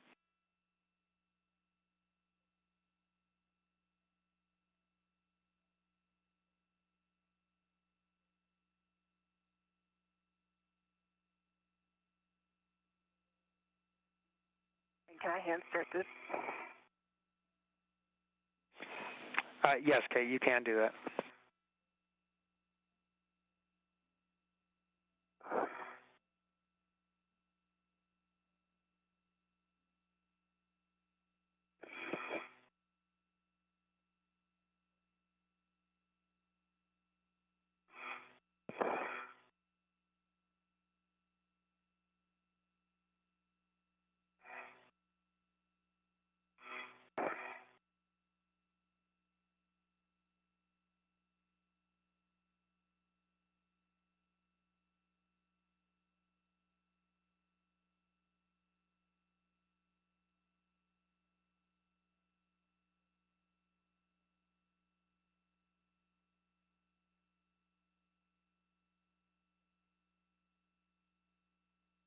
This is Mission Control Houston. We're in one of the longer handover periods scheduled for our coverage of today's spacewalk. Again, the team's here walking through the procedures, following along with Kate Rubins and Victor Glover, who are on the outside of the International Space Station on the far Port 6 truss. Kate Rubins is working to secure the lower strut to the mounting bracket using a pistol grip tool, a space drill. About 3 turns, hand start. And let me just confirm. Bravo 1, clockwise 2, 15 turns. Good settings and affirmative 15 turns total.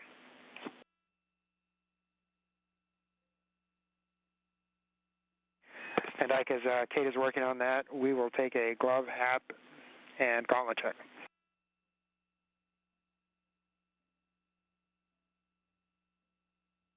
Okay. Cap is dry, gauntlets are in place.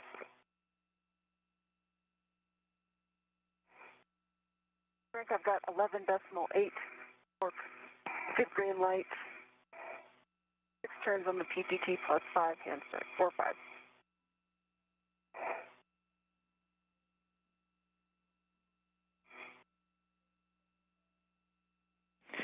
We copy, Kate, and we're checking. Okay, and Kate, Mike 22 is a good volt. And so, Ike, next, you'll be finishing driving. Just a warning that this is now a pinch point, so keep fingers clear of lower strut pad to BGA interface when driving the bolt. And Ike, your settings here will be Bravo 7, clockwise 2. This is going to be a running torque, so you'll do 10 turns only, and we'll get a running torque. Important not to let go of the trigger during those 10 turns. Bravo 7, clockwise 2.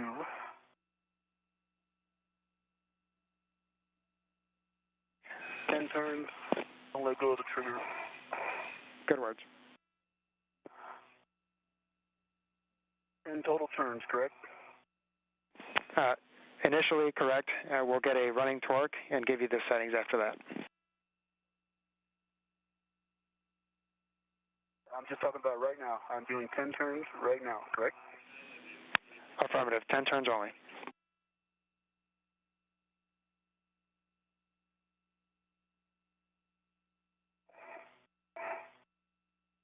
Two hours, 6 minutes into today's spacewalk. Rubins and Glover have successfully installed the upper triangle portion of the modification kit to the mast canister.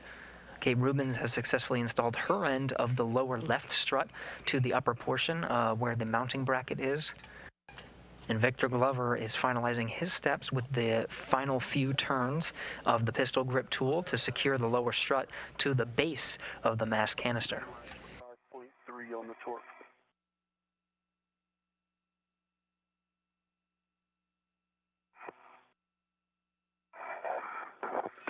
Okay, we copy, Ike. It looks like we torqued out, so we are checking. I'll have words for you shortly. Stand by.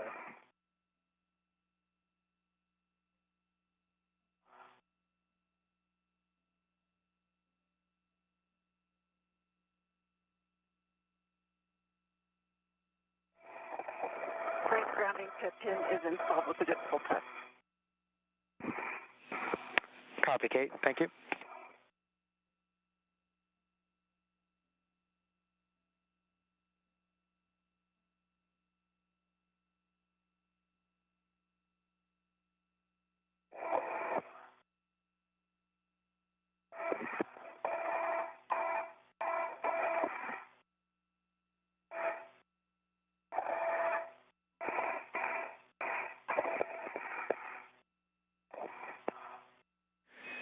So Ike, if you could, hit it again at 25.5.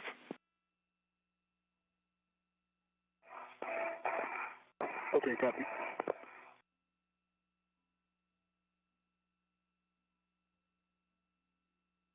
And Ike, we're just looking to see if you can get additional turns.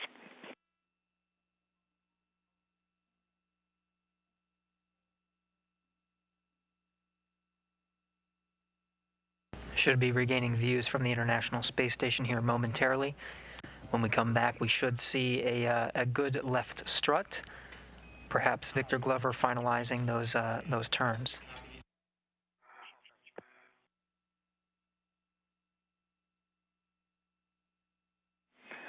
Guys, we're going to have you hold here while we check, and we'll have a handover here in 5 seconds. I'll be back with you shortly. Copy. Stand by. Glover completed the turns necessary using the pistol grip tool. Engineers on the ground will just verify that that's a good torque and just make sure everything is secure before they move on to the next steps.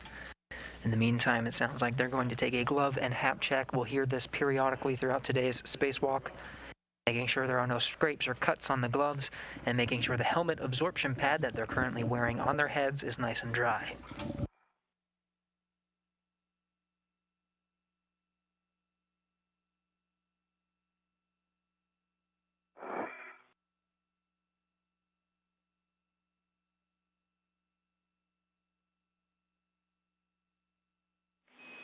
And Kate and Ike, back with you guys. We're still checking.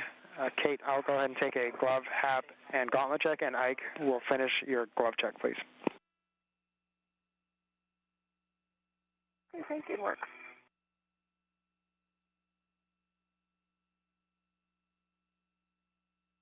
Work.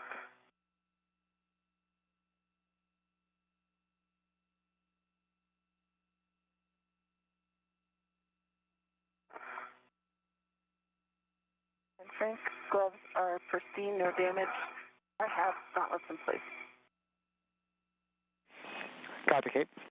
And EV2, no change for the glove. No change for the glove. So I have gauntlets in place. Copy, Ike.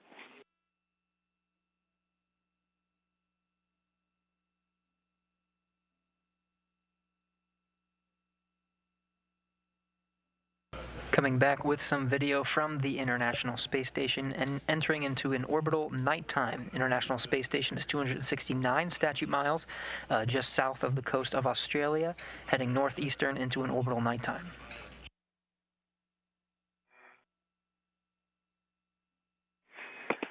Ike, can you let us know the status of the black line? Is it flush yet or not? Negative. It's about a quarter of an inch from being flush. Copy, quarter of an inch.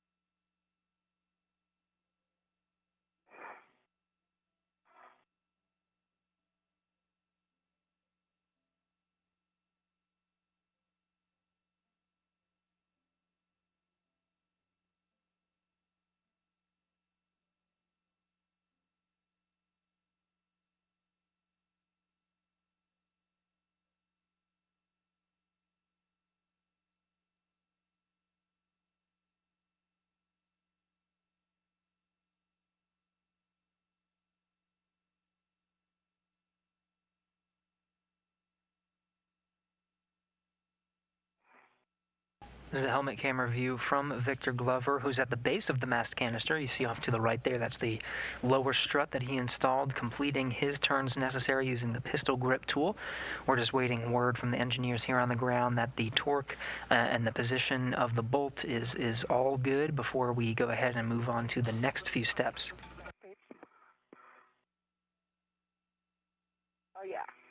We completed the installation of the mounting bracket and the upper triangle. This is the next step, the lower strut. Rubins and Glover will work together on the next series of steps to install a middle strut on the left side. That'll complete the left side before they move on to the right. It'll be a mirror image of what we're working on now, a lower strut as well as a mid strut.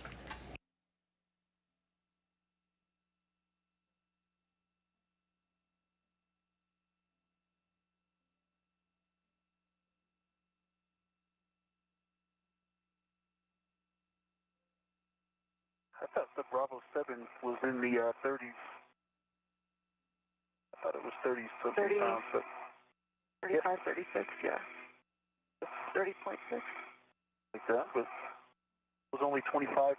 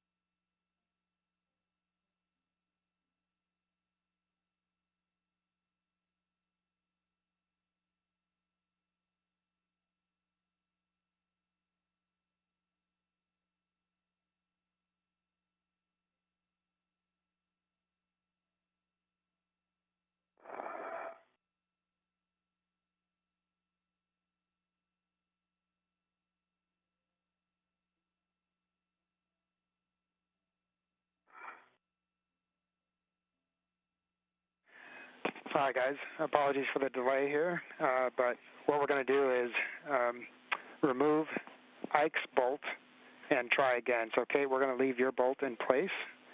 Ike, your PGT settings will be Bravo 7 counterclockwise 2.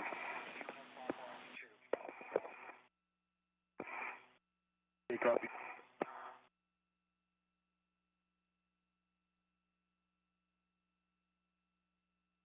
So Glover, this is the helmet camera view from Victor Glover. They're going to give this bolt another shot, completely unbolting it first before redoing the series of steps to bolt the lower strut at the base of the mast canister.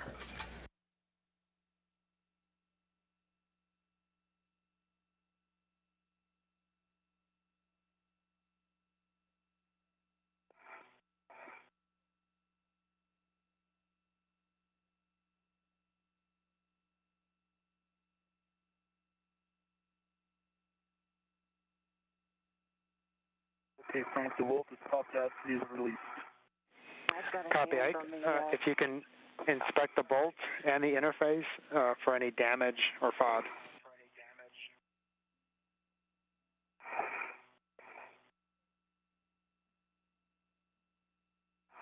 I can help maintain control of that. Okay, Frank.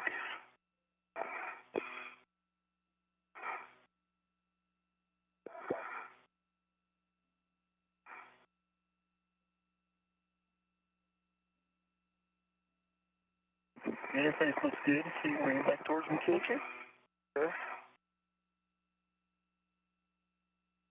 Pushing the bolt out. There's a little bit of orange residue on the threads. You can see that in my WVS.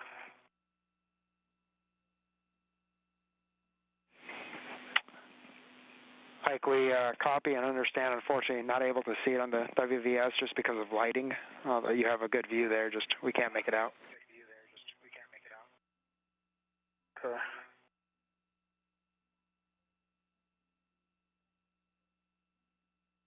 It appears in a couple spots that the threads have been worn down.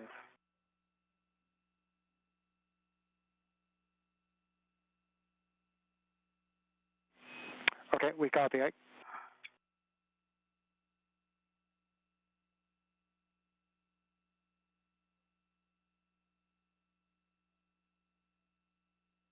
just a little as if there was metal on metal.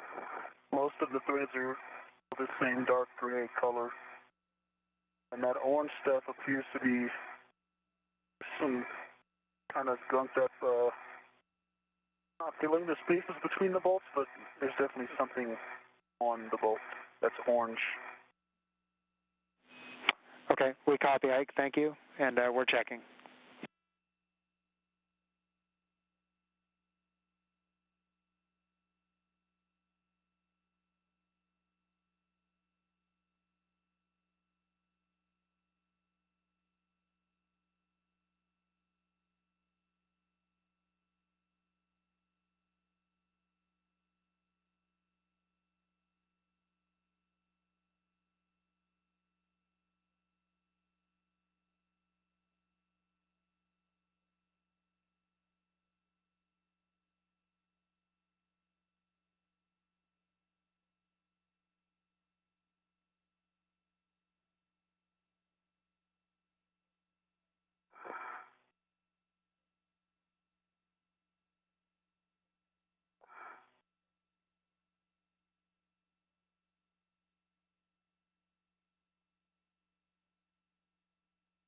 This is Mission Control Houston. Again, you're looking at a helmet camera view from Victor Glover's spacesuit. That's camera number 20 at the bottom right corner. Glover has unbolted the lower strut. We'll have words for you shortly. Engineering teams here on the ground are analyzing the next steps before attempting to rebolt that lower strut to the base of the mast canister.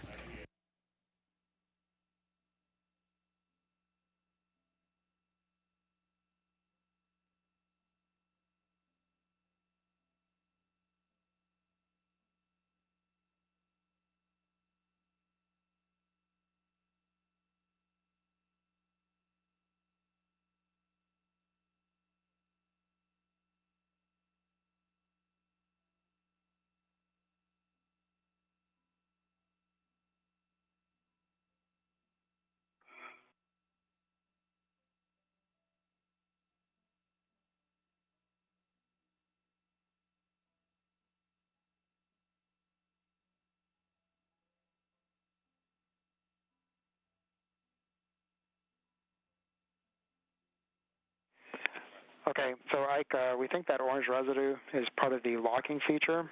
So at this point, we're going to try again, and we'll just start in the install. So verify spherical bearing alignment, and then you can hand start the bolt.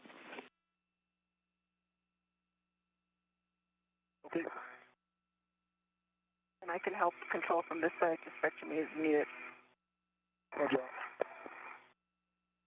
Bringing it a little bit closer to you. To come toward me down. Okay. Okay, perfect.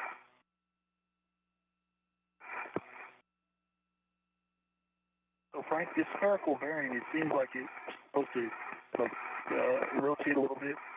It's supposed to be locked in one position. Just about flush with the interface on the strut. It does seem like it could pitch a little more stationator and it might be perfectly flush. I'm not able to rotate it.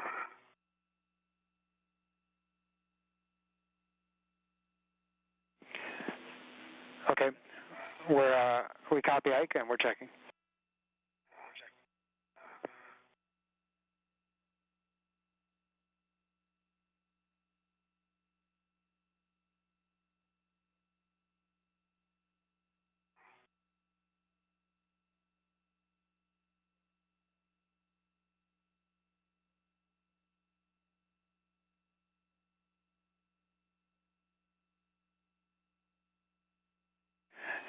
And so, Ike, if you need to, you can either use your hand or a ret to maybe try to realign that spherical bearing prior to hand starting.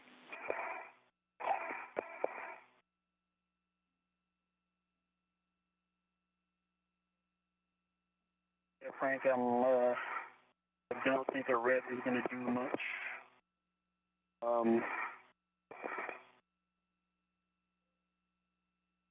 And maybe this thing moved at one time. I don't think it's there's a lot of friction in there.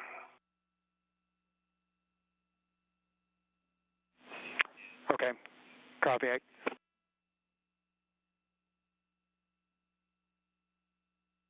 And it's like degrees from perfectly flush. It's not canted a whole lot.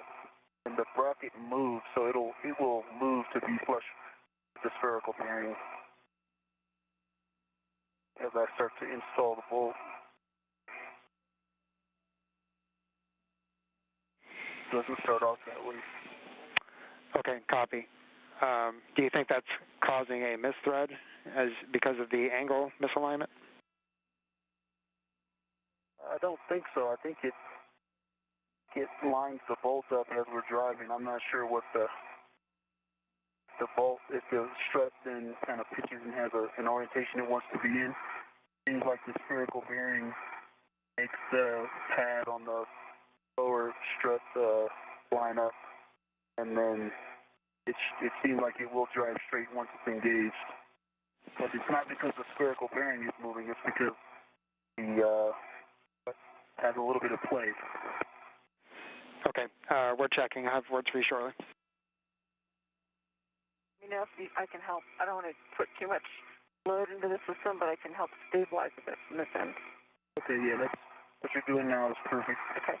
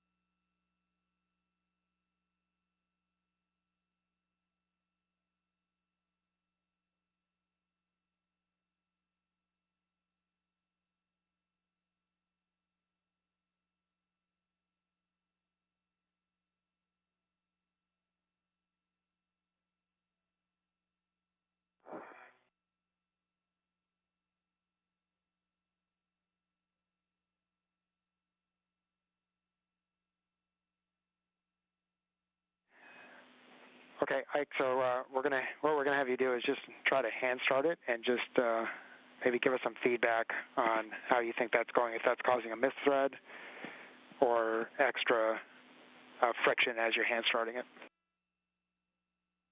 Okay, yeah, hand starts very nicely. I've got 2 turns on it now.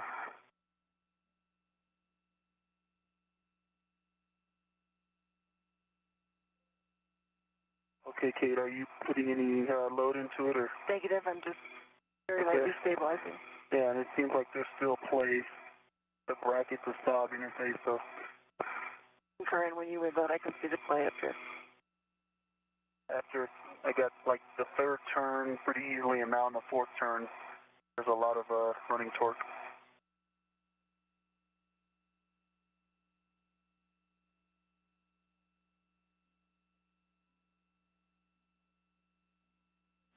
Copy. Okay, so Ike, with those words, and we're just going to go ahead and try driving it again. So your settings will be Bravo 7 clockwise 2. Copy.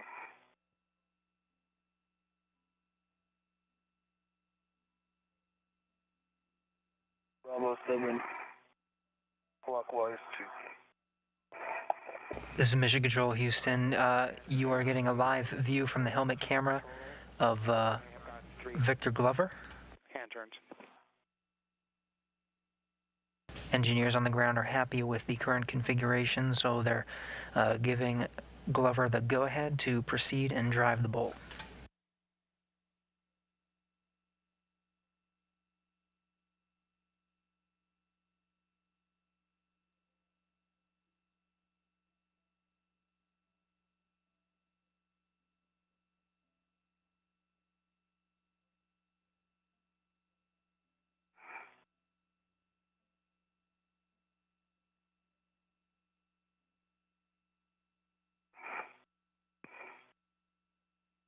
Okay, I got,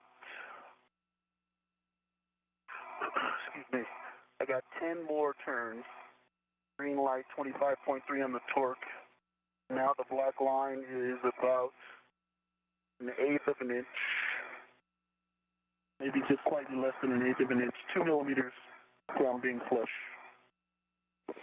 Okay, Ike, we copy 10 additional turns for a total of 13, 25.3 in green light. Good copy.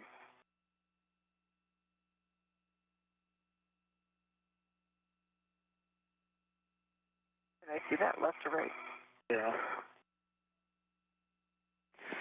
And Ike, we're checking those numbers. We'll have words for you shortly. Kate, we were just wondering, did you make any TCV changes? We saw a change in your battery. Yeah, when it became night, I just went down to like 0. Okay, we copy. Thanks, Kate. Oh, I turned my glove fuses on also. Okay, copy.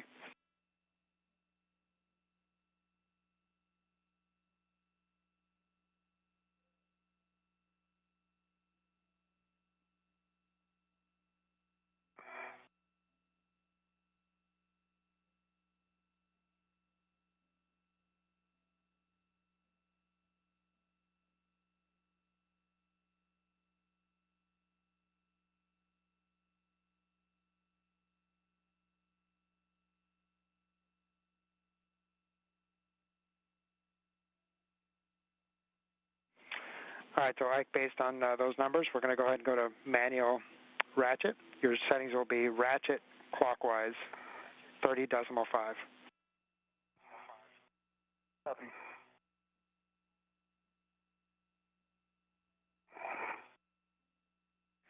And Ike, we're anticipating approximately half a turn additional, and you're looking for 2 good pops.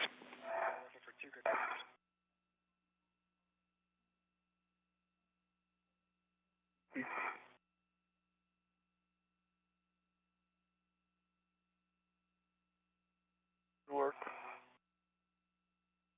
Good and square from up here.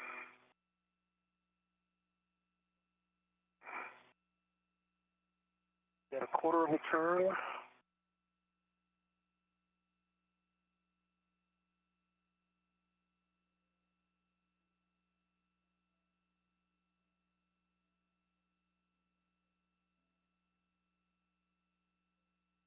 Quarter of a turn.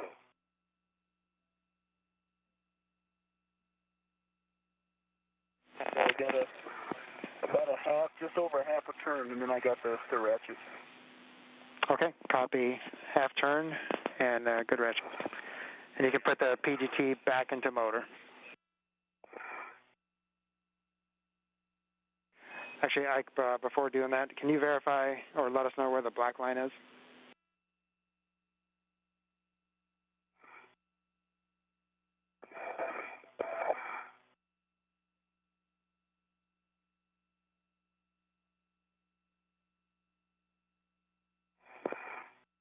It's done by handwork.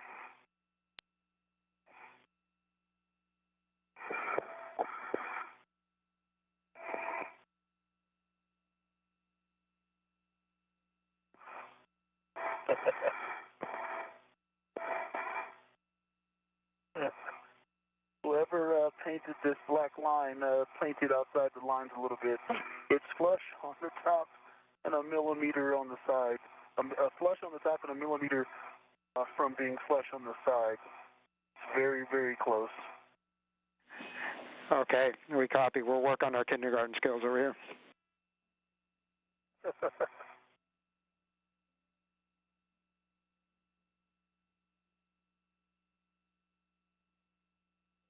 I'm still in manual ratchet clockwise. You want me to stay there?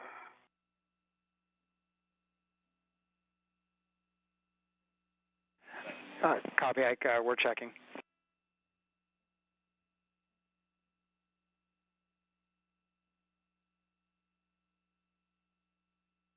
Like whoever drew around M22 did a lovely job. Very nice Sharpie.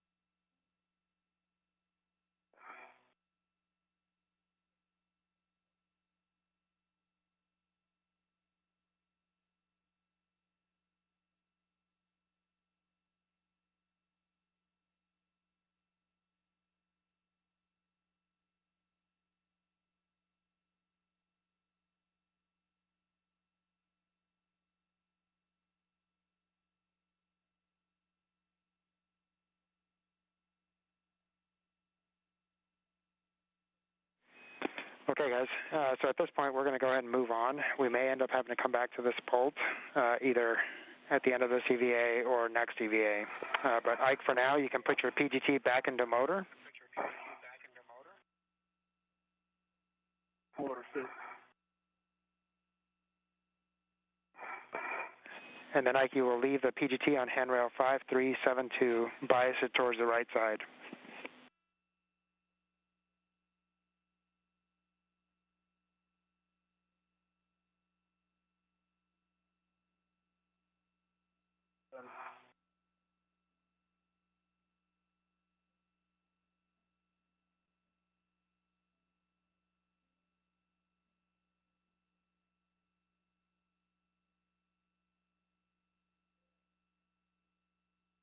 And Ike, as you're working with that PGT, could you please do a wiggle test on that lower strut and sob interface?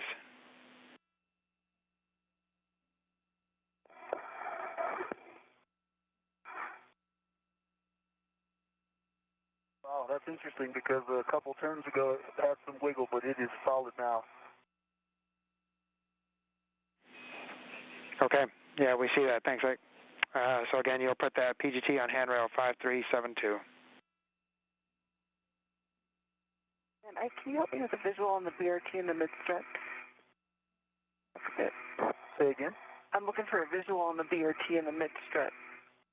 Pull that around. I don't know if you can see that. On the left side. If not, no worries. It's kind of going up toward your underarm pit.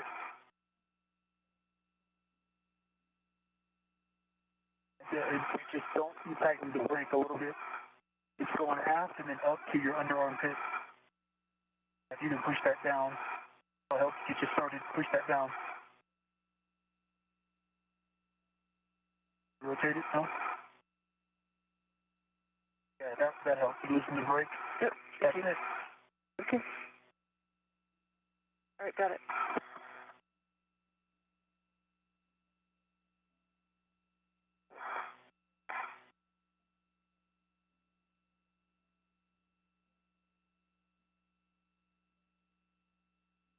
This is Mission Control, Houston. You're looking at the helmet camera from the view of Victor Glover aboard the International Space Station. Mid-strut? All right, go ahead with Ike. Nope, I was just going to say that, Kate, though. Ike, after you leave your PGT on the handrail, you'll verify that the MLI is covering the lower strut pad. And then next, we're going to work on installing the left mid-strut. MLI is in place. Copy. And so, Ike, you'll translate to the mass canister left pad install location. And Kate, you'll be retrieving the left mid-strut and releasing the pit pin from the lock position if that wasn't previously done.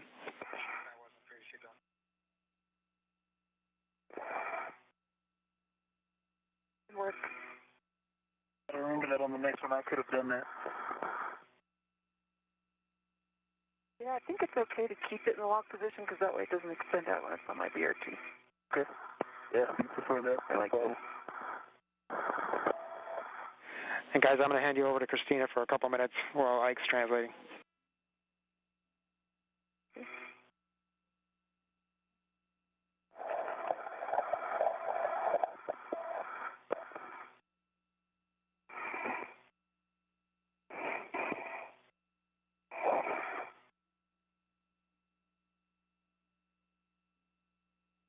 This is a high-definition view from the helmet camera of Kate Rubins. They just completed the duo outside now. Kate Rubins and Victor Glover completed the installation of the lower strut. They may come back to it to give it a couple of extra turns, but right now they're gearing up to install the middle strut, and that'll complete the installation on the left side of this mast canister.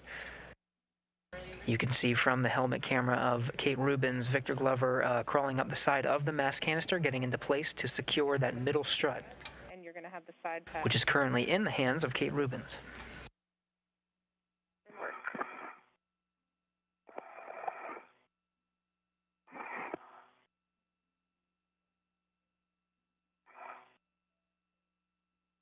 The voice you're hearing from Mission Control Houston is Capcom Christina Cook, taking over temporarily from Ground IV Frank Rubio.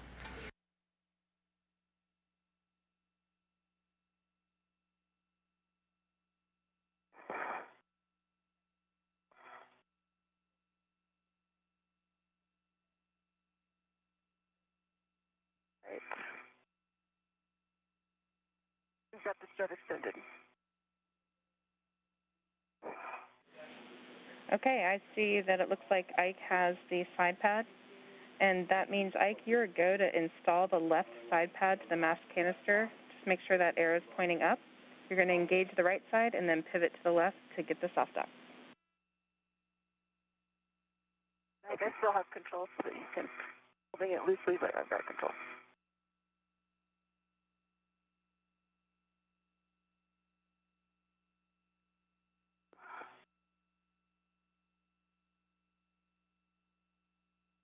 Back at the helmet camera view of Victor Glover, it's a similar procedure to installing that lower strut.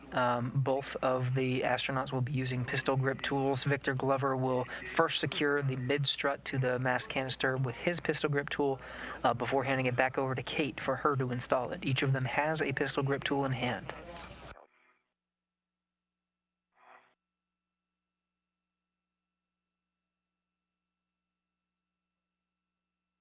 Trying to get the right side to pivot. You know what I mean? I'm trying to get this base plate to pivot. Like locked right there. Nana, you got any words on how to make this pivot a little bit more? We are talking about it, and it looks like you're doing everything we would recommend, pivoting like what you're doing right now. Are you able to do that enough to get that right side under the lip?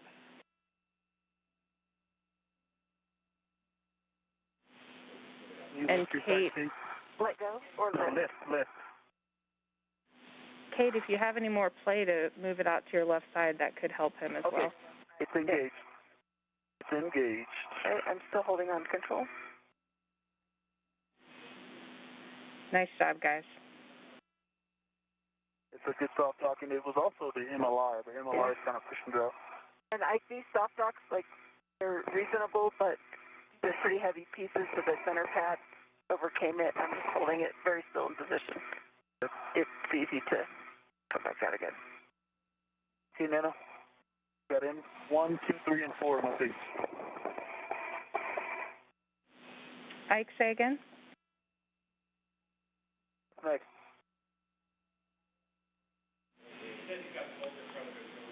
Okay, we are ready, if you are, for your PGT work here, and I can give you settings. Alpha 2, clockwise 2. Alpha 2, clockwise 2 is set. And you are going to be doing bolts 1 through 4 to torque. It'll be about 11.5 turns, we think. Copy. Torque. Just FYI, mine were 7.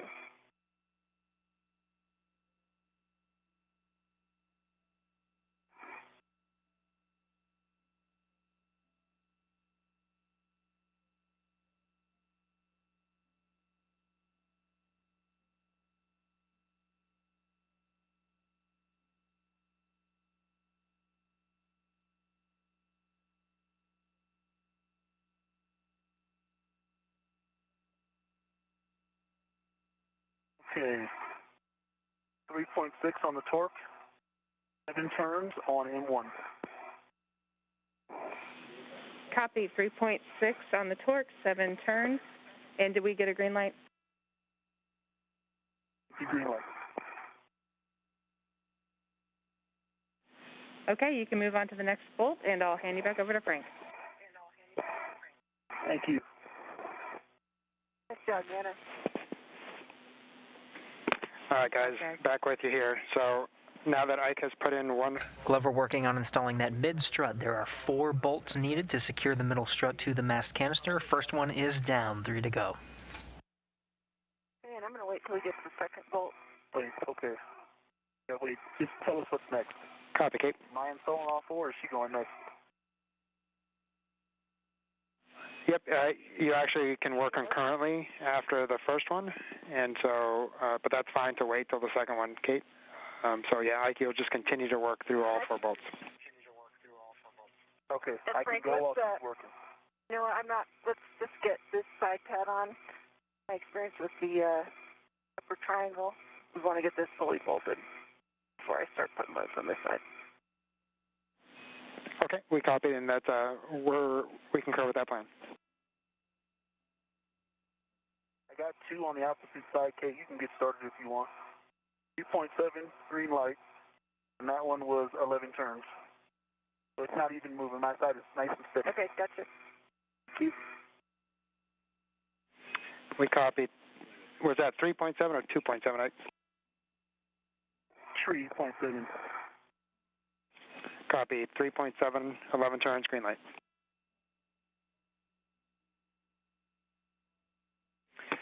And Kate, for you, your settings will be Bravo 1, clockwise 2. Okay. And that last one I gave you, Frank, was M4. On M3, I had 9 turns, green light, 3.6 on the torque. Copy. 9 turns, 3.6, green light on M3.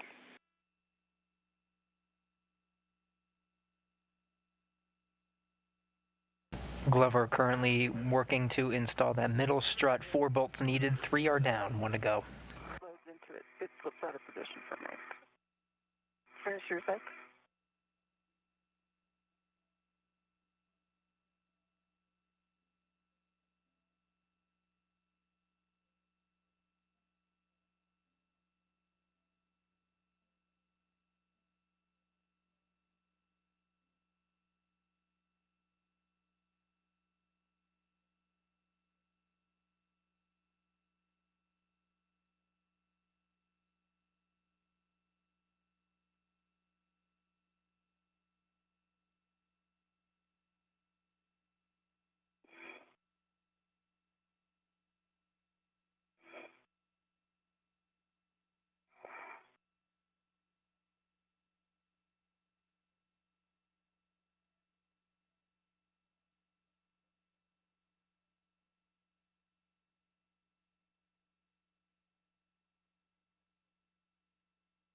I must have been slipping on that one, Frank.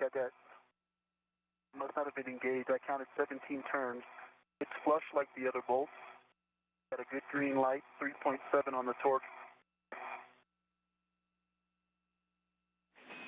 We copy all, like, 17 turns, 3.7 green light. We'll check and agree that you probably were slipping on that.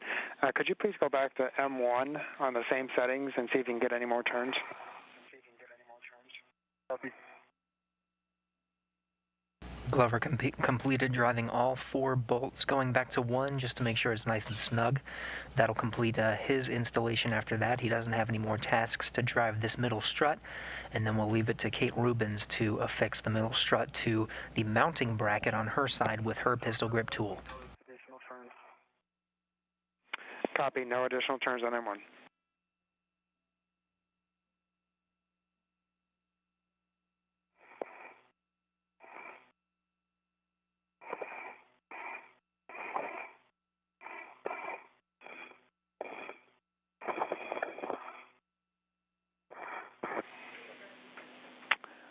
Okay, Ike, that is a good install on the side pad. You can store your PGT, and then Kate, your settings on your short PGT will be Bravo 1, clockwise 2.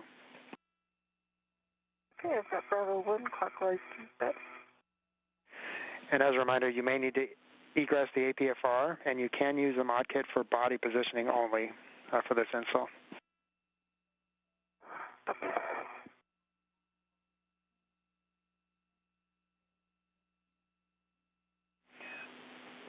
Okay, you'll be driving Mike 28 to torque. We anticipate approximately 15 turns.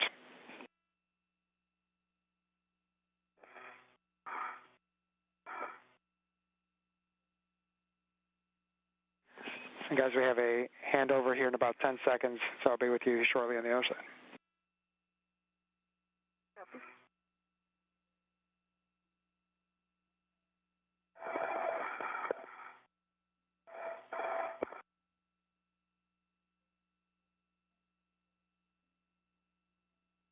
Entering into another brief handover period. We're losing video from the International Space Station temporarily. You're getting a view at the International Space Station Flight Control Room. These are the teams supporting today's spacewalk, led by Flight Director Marcos Flores. Next to him, Frank Rubio is the voice you're hearing here from Mission Control, the ground IV, walking our two astronauts through the intricate procedures. To his right is NASA astronaut Christine Cook taking on the Capcom role. You'll hear her voice as well occasionally. And Art Thomason taking on the spacewalk officer role. He knows the procedures backwards and forwards with the support of his team in some of the back rooms, relaying those procedures and checking and verifying all of the steps, making sure the bolts are tight, the torque is good, all along the way, and relaying that to the flight control teams. Again, we have a good middle strut on Victor Glover's end, just waiting to install it on Kate Rubins' side. She has to use her pistol grip tool to affix it to the mounting bracket on the forward end. She's on the tip of a portable foot restraint to get her a good angle on that mounting bracket, having her install that. After she's complete and the engineers say everything looks good on their end, we'll switch over to the right side and install the lower and mid struts on the right side.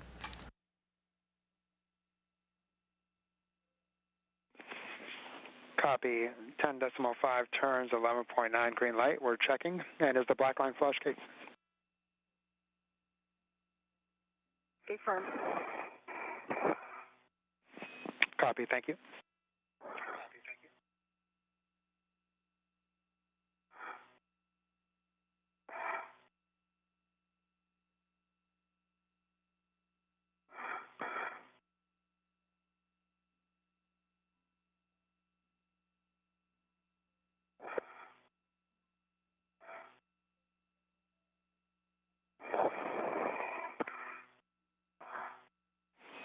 All right, guys, that is a good bolt on Mike 28 and a good install for the left mid strut. So, Kate, you can stow your PGT and install the grounding pit pin to the grounding block. Work.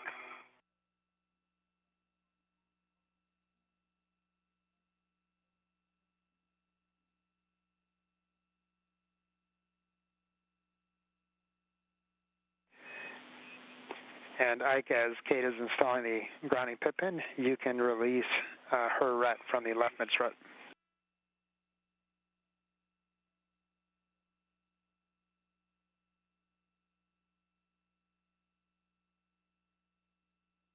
Okay. Ready for that? Ready for it? Got it. Yes.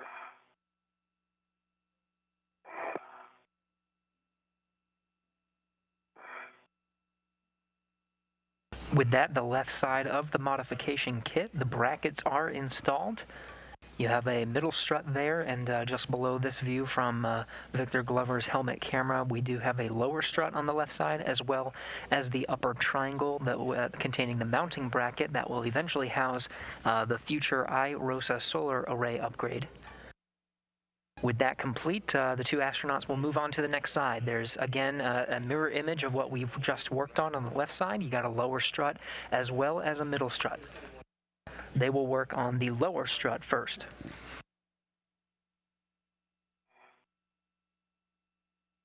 Coming up on 3 hours into today's spacewalk.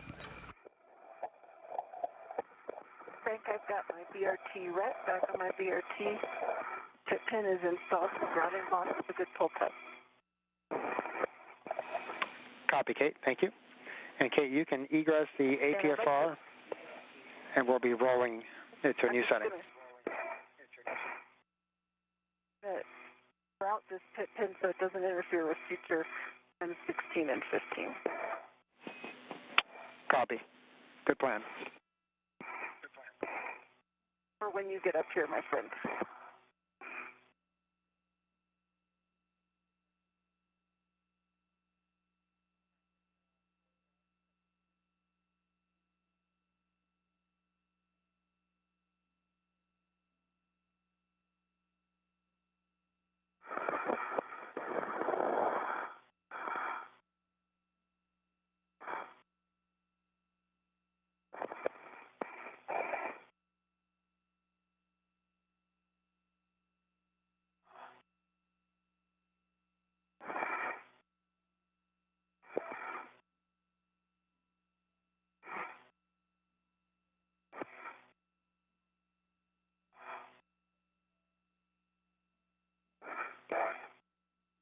Regaining views from the helmet camera of astronaut Kate Rubins, who's currently at the end of a portable foot restraint. She's been in this position to install the lower and middle struts.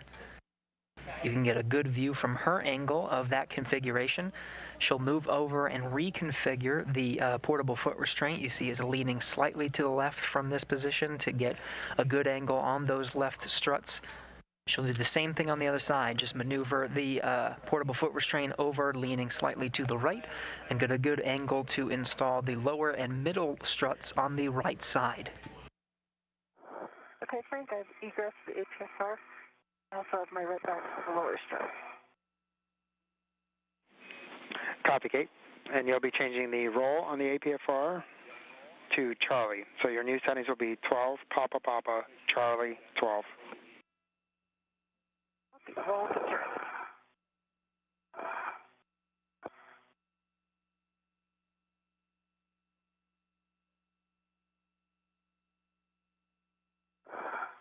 You may see a few views of the Earth as Kate Rubins works to reconfigure her portable foot restraint. At this time, the International Space Station is 262 statute miles, passing right over New York, heading over the Atlantic Ocean.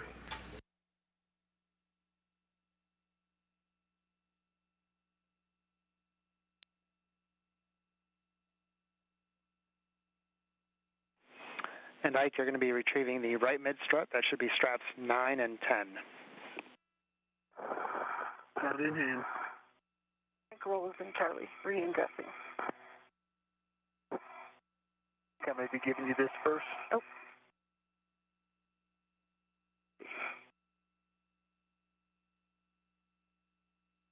Giving her the mid-right first and then the lower right, like we did last time? Affirmative.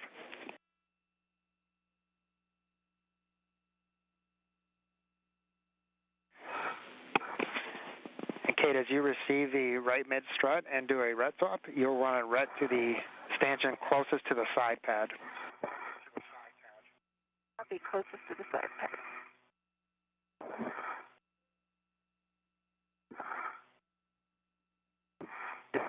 Then as far as you can go, I can try to reorient.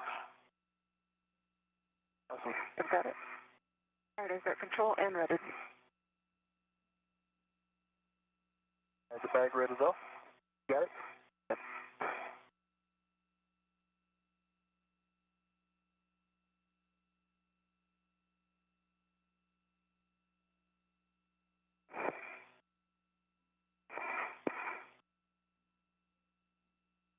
I think the mid-right strut is redded to my BRT, closest to the side pad. Copy, Kate. And now you can ingress the APFR.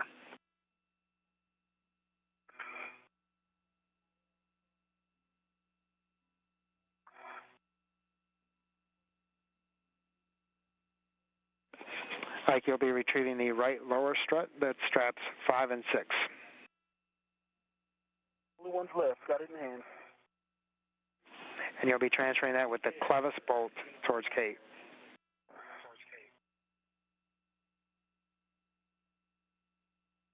Kate Rubins easing her way into the portable foot restraint. This will be the last angle she needs to install the right two struts from her position at the top of that foot restraint.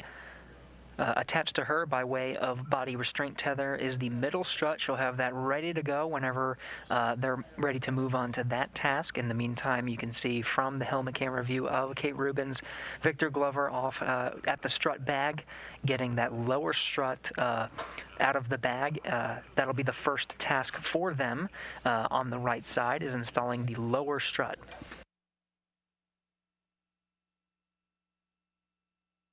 The tasks will mirror what we just saw on the left side. They'll position the lower strut at the base of the mast canister. Victor Glover will secure the base of the lower strut in place first with a few turns before allowing Kate Rubins to drive the pistol grip tool on her end, securing it to the mounting bracket. And Glover will finish off the job with his pistol grip tool. to the lower strut, you'll want to ret to the handrail stanchion that's nearest to you. Copy.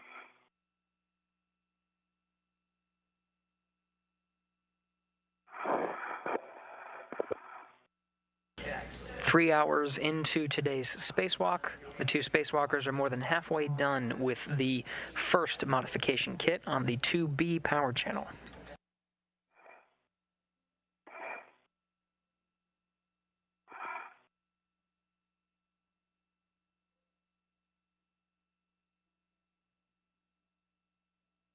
Okay, I have control.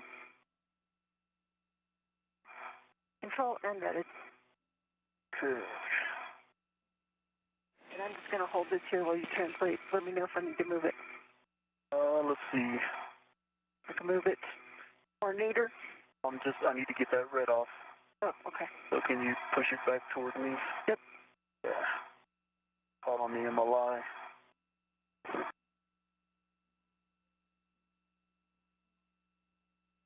Kate Rubins now has control of that lower strut. She's just going to hang on to it while she's in position on top of the portable foot restraint, allowing Victor Glover to make his way over to the work site on the base on the right side of the mass canister. That'll be the position he needs to be in order to drive the bolts of that lower strut. Let's see. Never mind. Fat fingers in the way. Okay, you got it. I got control. Red is off. I'm just going to clear it from your translation path. You're fine. All right. You're totally clear. And Ike, you'll be translating to the mass canister right side fob launch bracket.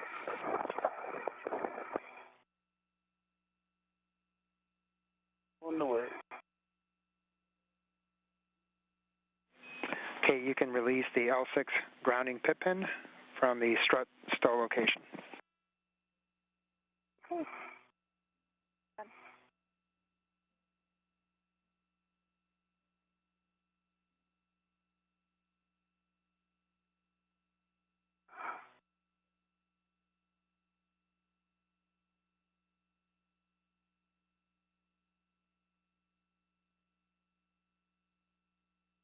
Frank, how are folks liking the heck of you? Give me the points anywhere? Yeah, it's a pretty outstanding view. It's like nonstop, great pictures. Right.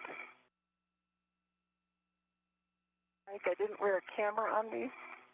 We got an HD video for you. Holy VA. Yep, and also of note, it's actually significantly better than the WVS view, which is coming in very broken. Okay. And that's the WETA issue, correct? And that may be a tight fit for you there. You may want to go around the canister.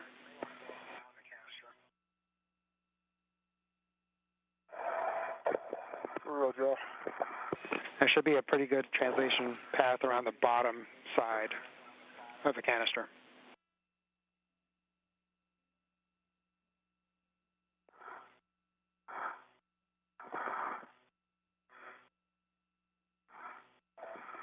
On the way. From this view, you can clearly see the mast canister. It is the soda can looking structure at the center of your screen. The astronaut with the red stripes is astronaut Kate Rubins. She's at the top of a portable foot restraint at the perfect angle to install the final two struts on the right side. Astronaut Victor Glover is making his way over to his work site at the bottom of the mast canister. I hear you, my friend. His next task is to install the lower strut on the right side. Getting a good angle, he'll need to use a pistol grip tool, the space drill, to secure that strut into place. That strut currently in tow by astronaut Kate Rubins. She'll hand it off once Victor Glover is in position.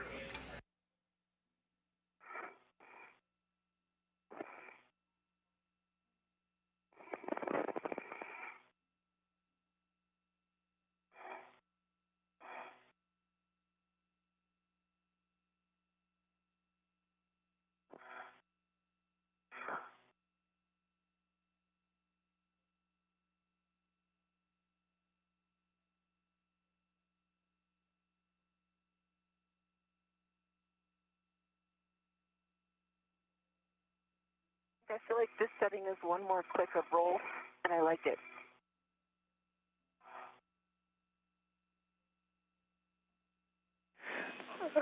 Kate, I understand you would want one more click of roll? Negative. I feel like it is one more click of roll or something different than the other side, and I'm liking it very much. Copy. Thank you. Your future iRosa.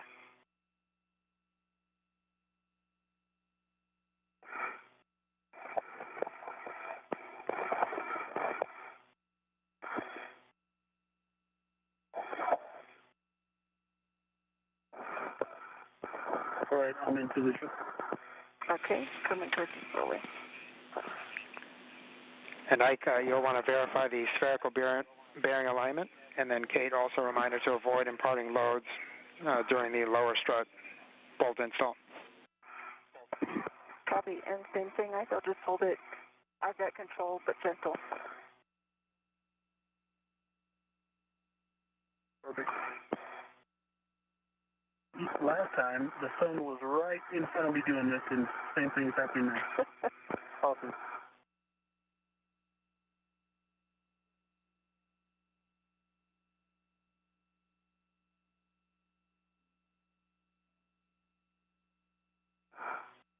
Same thing on this side, I'm not really able to influence the orientation of the spherical bearing. Just about parallel to the front of the strut bracket. Copy, Ike.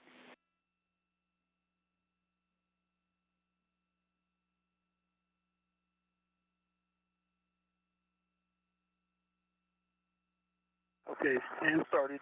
2 turns. Copy, Ike. And your PGT settings will be alpha 1, clockwise 1.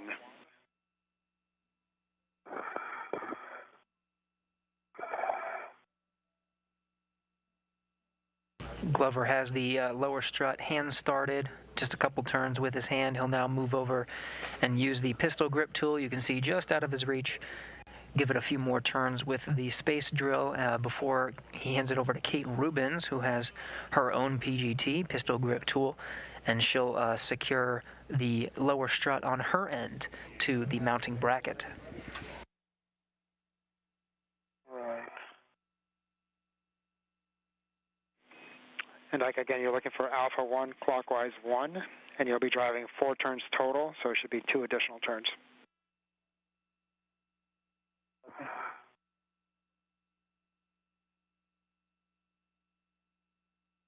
Alpha 1 clockwise 1 steps for 2 additional turns.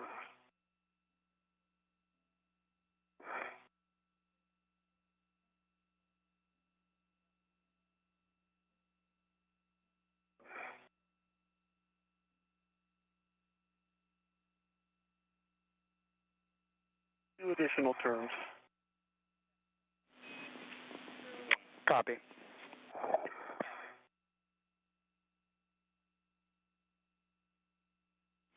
Kate, you can install the right lower strut L6 to the mounting bracket L6. Okay, I see L6. That's the M20 bolt, correct?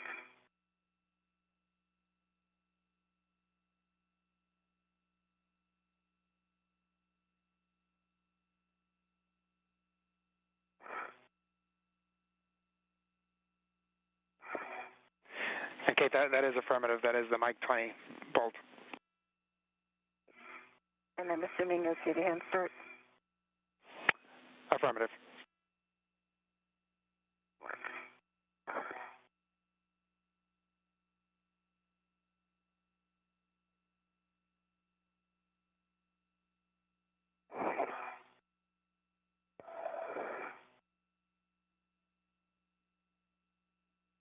All right, Glover has the lower strut secured on his end temporarily. Now Kate Rubins just hand tightening the lower strut on her end to the mounting bracket. She'll then use the pistol grip tool to secure it in place. Kate will be Bravo 1, clockwise 2. Bravo 1, clockwise 2. and you'll be driving Mike 20 to torque, approximately 15 turns total.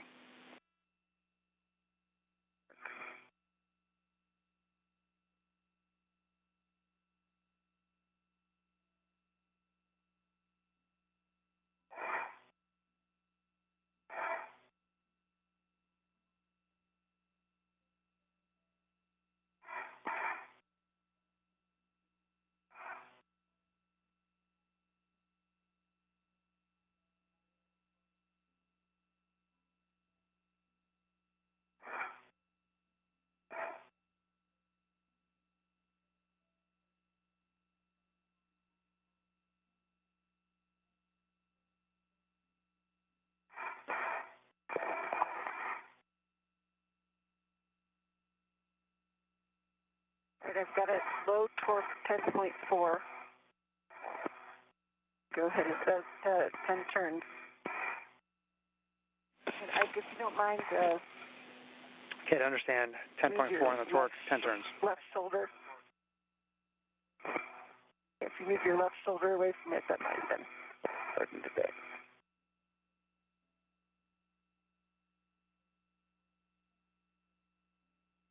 All right. I drove it again about a quarter turn, 11.8. The green light, torqued out. Okay, understand green light, 11.8, about a quarter additional turn. Can you confirm the black line is flush?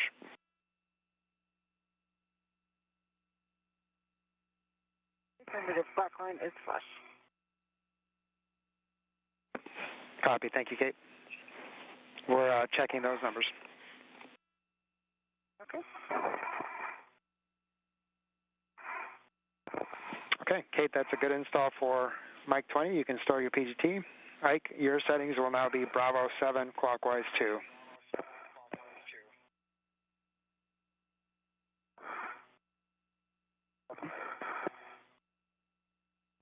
And with that, we have a good install on the mounting bracket. Kate Rubins successfully installed that lower strut to the top portion where she is working, her current work site. Now going back to Victor Glover, he only has a couple turns on the lower end of that strut. He's going to go ahead and finish it off with his pistol grip tool, making sure it's secure to the base of the mass canister. Good settings.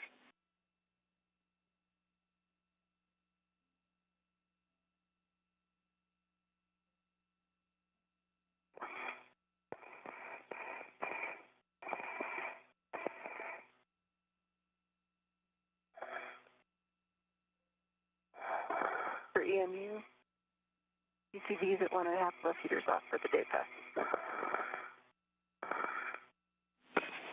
Copy, Kate.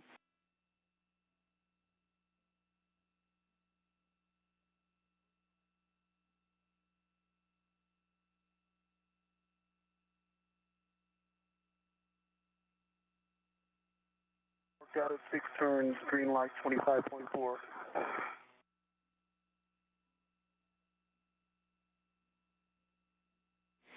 Can you say again on the turn count, please, Ike? 6 turns. Okay, understand 6 turns and 25.4 on the running torque.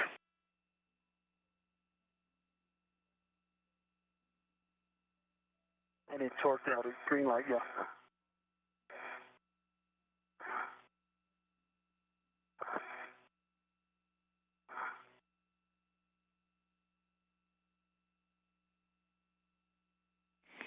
All right, Ike, could you please hit it again at the same torque or same setting, correction, and before we move on to manual ratchet?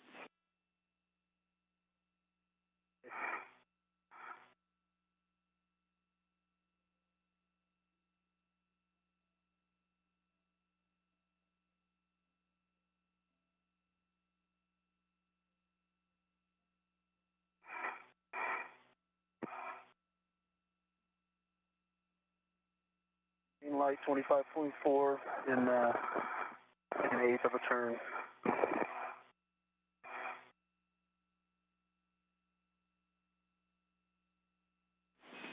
Copy, Ike, and we're checking.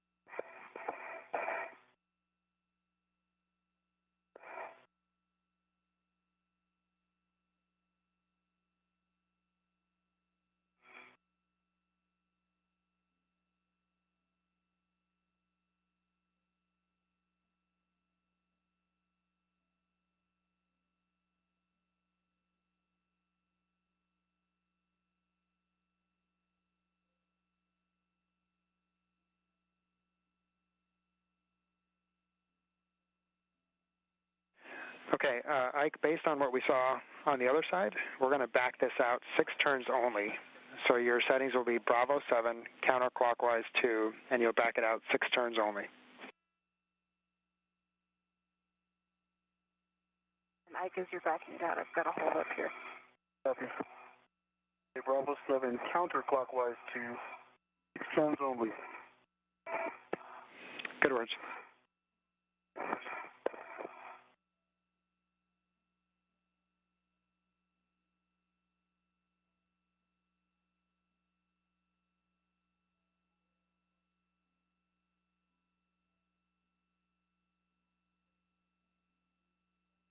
So Glover is undoing the bolt just a couple of turns, about halfway, and then going to reattempt to give it a few more turns. Okay, backed out 6 turns.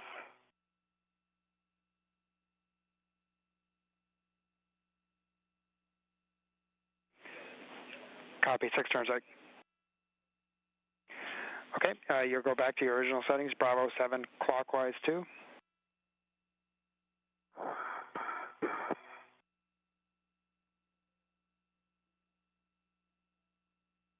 Also, clockwise 2. Okay, and you'll drive